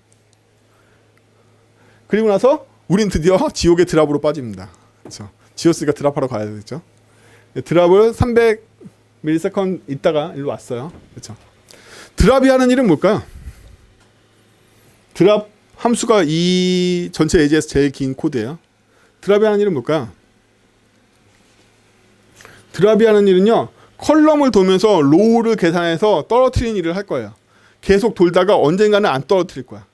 더 이상 뒤가 없다라고 생각하면 셋 타임아웃을 하지 않고 그 다음번에 뭐냐면 ready to fill을 할 거야. 채울 준비로 넘어갈 거야. 안 그렇다면 계속 나는 드랍을 해야지. 끊임없이 떨어져야지. 이렇게 할 거야. 이게 가장 큰 틀인 거죠. 그럼 이스 넥스트를 판별하는 건데 컬럼마다 돌면서 우리가 떨어뜨려야 되니까 컬럼마다 돌면서 컬럼의 사정들이 있죠. 제가 가로로 이렇게 기억자를 지었다면 이 컬럼 두 개들은 하나씩 지워야 될 책임이 있을 테고 얘는 두 개를 떨어뜨려야 될 책임이 있을 거예요. 근데 떨어지는 때는 한 번에 한 칸 떨어지고 얘만 한 칸 더 떨어지고 이렇게 되겠죠. 그림을 보시면 세 칸을 떨어뜨리더라도 얘는 두 칸, 얘는 한 칸, 얘는 세 칸이라면 다 같이 떨어지고 얘 떨어지고 얘 떨어지겠죠. 이렇게 떨어질 거란 말이에요. 그래서 이 한 턴에 처리해야 될 건 한 칸만 떨어뜨리는 거예요. 모든 애들이 한 칸만 떨어지고 지가 더 이상 떨어질 게 없는 애들은 안 떨어지는 거고 자기가 더 떨어질 게 있으면 떨어지고 아무도 떨어질 일이 없으면 끝난 거죠. 그렇죠? 그래서 컬럼별로 돌면서도 다 너는 떨어뜨릴 애가 있냐 없냐를 다 검사하는 거죠. 근데 로우의 역순으로 하는 이유는 데이터를 밑에부터 검사해야 되기 때문에 그래요. 그렇죠? 데이터를 밑에부터 검사해야 됩니다. 왜? 밑에가 비어있으면 위로 떨어뜨린 거잖아요. 제가 이 밑에 구멍이 났으면 위에 만약에 블럭이 있으면 이렇게 떨어지겠죠. 예. 그래서 밑에부터 검사해서 밑에 구멍이 있으면 무조건 떨어뜨리면 돼요. 근데 밑에 구멍이 없으면 제가 만약에 이 디귿자로 구멍을 지었고 밑에도 있으면 이 밑에까지 이렇게 떨어질 거 아니에요. 이게 떨어지고 그 다음번에 여기가 구멍이 되겠죠. 얘가 떨어지겠죠. 그렇죠? 그래서 밑에부터 검사하는 거예요. 그래서 밑에부터 검사해서 밑에가 없어. 널이야. 근데 이 0번은요 찾을 필요도 없어요. 꼭대기가 비어있는 건 떨어질 때도 없기 때문에. 그래서 0보다는 커야 되니까 이 조건을 넣은 거예요. 그럼 이 조건에서 또 다른 조건인 이 부분이 있어요. 이 부분은 뭐냐면 내가 비록 구멍이 난 건 맞아. 근데 위가 다 구멍이야. 그럼 더 떨어질 거 없죠. 내가 분명 구멍인 건 맞아. 근데 내 위가 다 구멍이야. 내 위가 다 구멍이면 난 굳이 안 해도 되고 이 컬럼은 건너뛸 거야 이런 얘기예요. 그렇죠? 그래서 여기에서 걸렸잖아요. 요 i번째 로우에서 걸린 거란 말이에요. 현재 걸린 데가 i번째 로우를 K에 넣어서 그 로우 위쪽으로 까가면서 얘네들이 하나라도 있으면 MT가 펄스가 되잖아요. 원래 MT를 true로 해놓고서 다 비었으면 MT가 true일 거란 말이에요. 하나라도 MT가 아닌 게 걸리면 얘는 떨어질 가치가 있지만 다 비어 있으면 MT가 true인 상태로 내려왔기 때문에 이 줄은 볼 필요 없어. 할 게 없으니까. 이렇게 된단 말이죠. 그러면 얘는 최소한 자기가 구멍인데 위에 뭐가 있다는 얘기가 되는 거죠. 자기 위에 뭐가 있으니까 일단 너는 이번에도 떨어지만 다음번에도 해야 돼. 한 번 더 검사해야 돼. 그래서 is next true를 활성화시키고 이번에 떨어뜨린다고 다음번에 안 떨어지라는 법이 없잖아요. 일단 해놓고 보는 거죠. 그리고 떨어뜨리는 건 되게 간단합니다. 떨어뜨린 거니까 하나씩 옮겨가면서 위에 걸 하나씩 내려주면 돼요. 그렇죠? 이번 걸 왜냐면 여기가 지금 구멍이잖아요. 이번 걸 여기로 하고 여기는 널로 만들고 그 다음번에는 얘를 일로 내리고 거기를 널로 만들고 얘를 일로 내리고 널로 만들면 돼요. 그거죠? 하나 지금 거를 하나 아래다 내려놓고 지금 거는 널로 만들고 그렇죠? 요걸 컬럼마다 반복해주면 한 번에 한 칸씩 떨어지다가 결국에는 아무도 떨어질 애가 없으면 일로 들어오게 된다는 거예요. 뭐다? 머리가 좋은 거.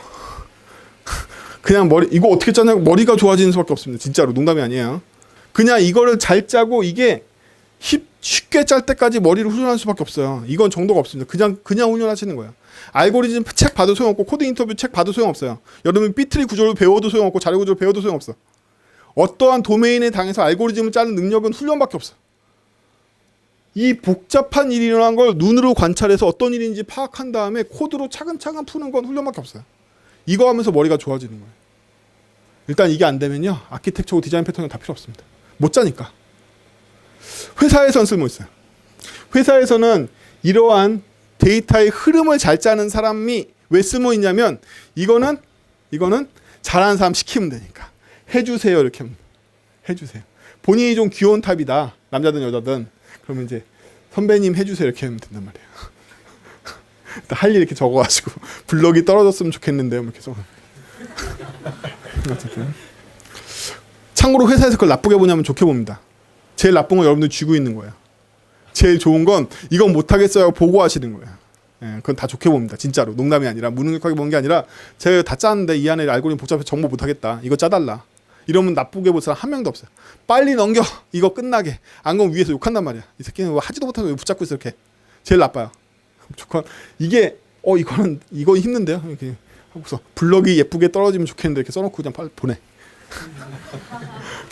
훌륭한 개발자로 인정받는 반면입니다. 진짜로 농담이 아니에요. 저는 심지어 회사에서도 그래요. 제가 그럴 때도 있어요. 야씨 네가 해. 이러고 던진단 말이야. 하기 싫은 거를 던지고. 그럼 그놈도 저한테 던져. 하기 싫은 거 있으면. 우리 다 그렇게 살아가는 거야. 자, 그럼 우리는 뭘 하냐면 ready to fill을 합니다. 채울 준비를 합니다. 왜 채울 준비를 할까요? 대체 채울 준비를 하는 이유는 바깥쪽에부터 채워야 될 애들이 예쁘게 내려오게 하기 위해서예요. 그럼 제가 만약에 이렇게 N자 모양으로 지었다고 생각해 보세요. 꼭대기를 이렇게 N자 모양으로 지었다면 사실은 눈에 안 보이는 곳에 N자를 만들어서 그 N자가 처음에는 두 달이 나오고 그 다음번에 디귿이 나와서 딱 떨어져서 맞춰지는 거 아니에요? 그럼 우린 최소한 뭘 만들어야 되냐면 세 줄짜리 N자에 해당되는 가상의 배열을 위에 만들어놔야지만 걔를 복사해가면서 한 칸씩 붙일 수 있을 거 아니에요. 바로 이 가상에 채워야 되는 이빨이 맞는 모양의 배열을 만드는 행위를 바로 얘가 합니다. ready to fill이. 그럼 ready to fill에서 fill 배열을 초기화시켰고, 그렇죠?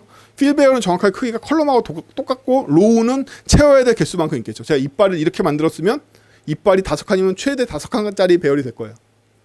그렇죠?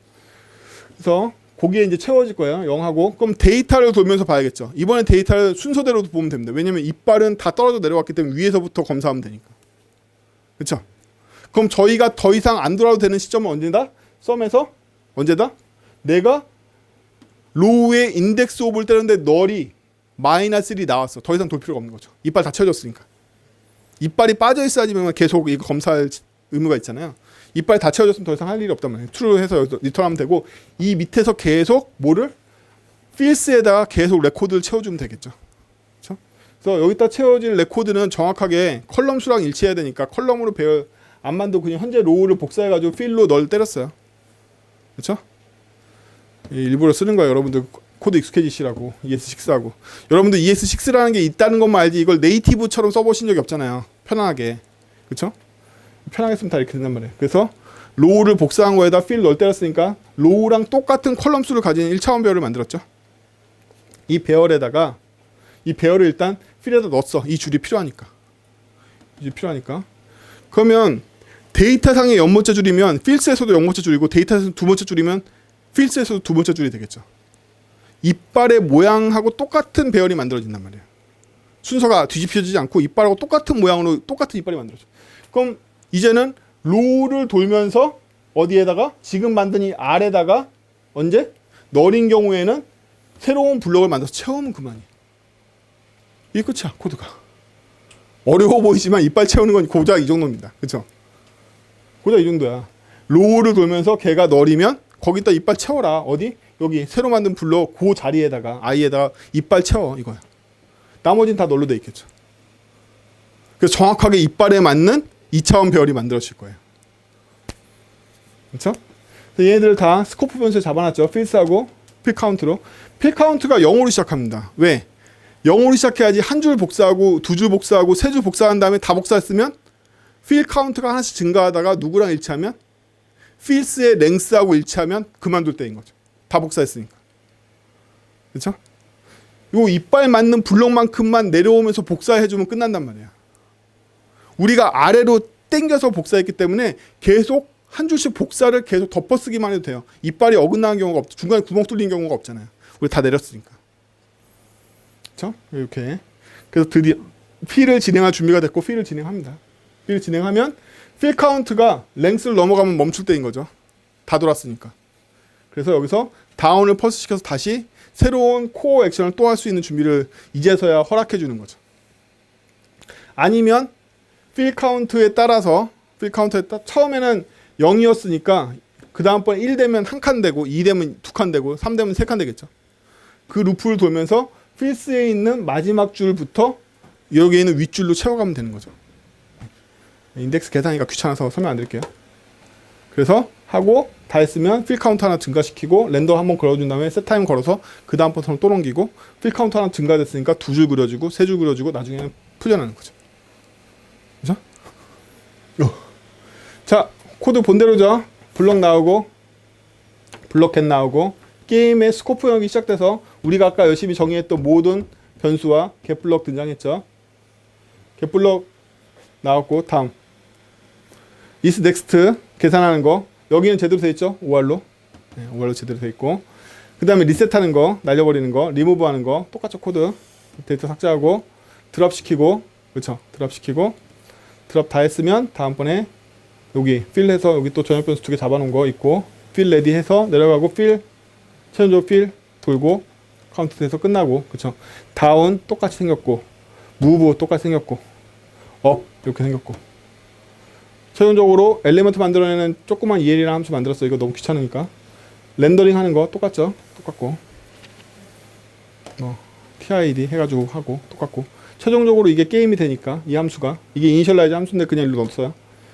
보내면 되는 거죠. 그래서 제일 위에 보면 태그에 얘가 있어서 얘를 보낸 거죠.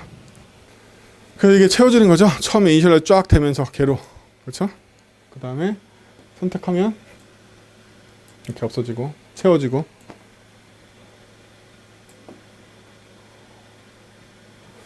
심심해. 왜? 선택했을 때 효과도 안 넣고 렌더링은 계속 걸고 있지만 렌더링 계속 했지만 선택 효과도 안 넣고 아까 CSS 스타일 지정할 때 보면 다운일 때 모일 때 셀렉트 리스트에 있을 때 이런 거 하나도 안 넣었잖아요.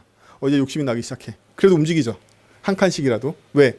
타이머를 걸었으니까 뿅 하고 쏟아나지 않게. 그쵸? 일단 마음속으로 아시죠? 지금은 렌더가 어떻게 하고 있다? 렌더에 두 가지 결점이 있습니다. 첫 번째는 널일 때 안 그려지는 로직을 제가 일부러 빼놨어요. 그래서 데이터를 루프 돌 때 약간 어색한 게 널일 때 지워줘야 되는데 안 지워지고 버티고 있어서 얘가 이상하게 보이는 거예요. 아까 떨어질 때. 그래서 널일 때 착실하게 흰 공백을 잘 지워지게 하는 로직이 포함돼야 되고 두 번째로는 지금 렌더 로직을 보면 테이블의 이너의 시스템을 다 비우고 맨날 다시 TD, TR 만들어서 집어넣고 있죠. 그쵸? 여기 보면 매번 렌더를 그렇게 많이 호출하고 있는데 우리가 렌더 호출할 때마다 이너 시스템을 다 비우고 여기서 매번 TR-TD를 계속 만들어 집어넣어주고 있잖아요. 부하가 상당하다. 상당한가요? 실제로? 안 상당하죠? 졸라 빠르죠? 컴퓨터 졸라 빠릅니다. 미친듯이 빠릅니다. 못 느끼잖아. 그쵸? 제가 심지어 이거에서 타임업 300으로 계속 때린 건데 못 느끼잖아요. 엄청 빠르다 컴퓨터라는 건. 네. 자, 오늘 배운 게 뭐냐면 바로 이렇게 짜면 않는다라는 코드입니다. 이게 바로 중앙 제어식 프로시저형 언어, 프로시저형 개발이라는 거예요. 여러분들이 객체 지향에 대한 VS 반대말로 값 지향이라고 배우지 않고 보통 뭐를 배우냐면 구조적 프로그램이라고 배운단 말이에요. 혹은 제어형 프로그램을 배워요. 이거 다 잘못된 거예요. 영어로 하면 오브젝트 오리엔티드 프로그래밍의 반대말은 뭐냐면 프로시저 프로그래밍이라는 거예요. 프로시저를 한국어로 이상하게 번역해서 그렇게 된 거예요. 근데 프로시저라는 건 뭐냐면 함수예요. 함수. 더 정확하게는 어떤 걸 프로시저라고 부르냐면 함수 중에 반환값이 없는 함수를 프로시저라고 부릅니다. 그래서 반환값이 없는 함수는 뭐죠? 지가 알아서 하는 거죠. 렌더하면 뭔지 모르지만 지가 알아서 다 하는 거야. 그래서 보통 사이드 이펙트가 굉장히 많아요. 바로 얘죠. 바로 얘입니다. 그래서 지금 보면 모든 걸 다 프로시저로 호출해서 문제를 해결하고 있죠. 게임 엔진 보세요. 완전히 다 프로시저 호출해서 해결하고 있죠. 여러분 마음 막 편해. 그쵸? 아, 어떻게 돌아가는 건지 알겠어. 이 다음번 프로시저가 뭐고 이게 뭐야. 이게 바로 이 프로시저 마인드를 갖고 계셔서 그래요. 그래서 이건 전혀 객체 지향이 아닙니다. 이게 바로 여러분들이 굉장히 익숙하고 다들 끄덕이면서 마음 편해 이렇게 느끼시는 프로시저 프로그램인 거예요. 앞으로 우리는 6강에 걸쳐서 완전한 객체 지향으로 이걸 바꿀 겁니다. 그래서 오늘 마음이 편하셨던 이유는 원래 찌들어 계신 프로시저 프로그램을 했어요. 수고하셨습니다.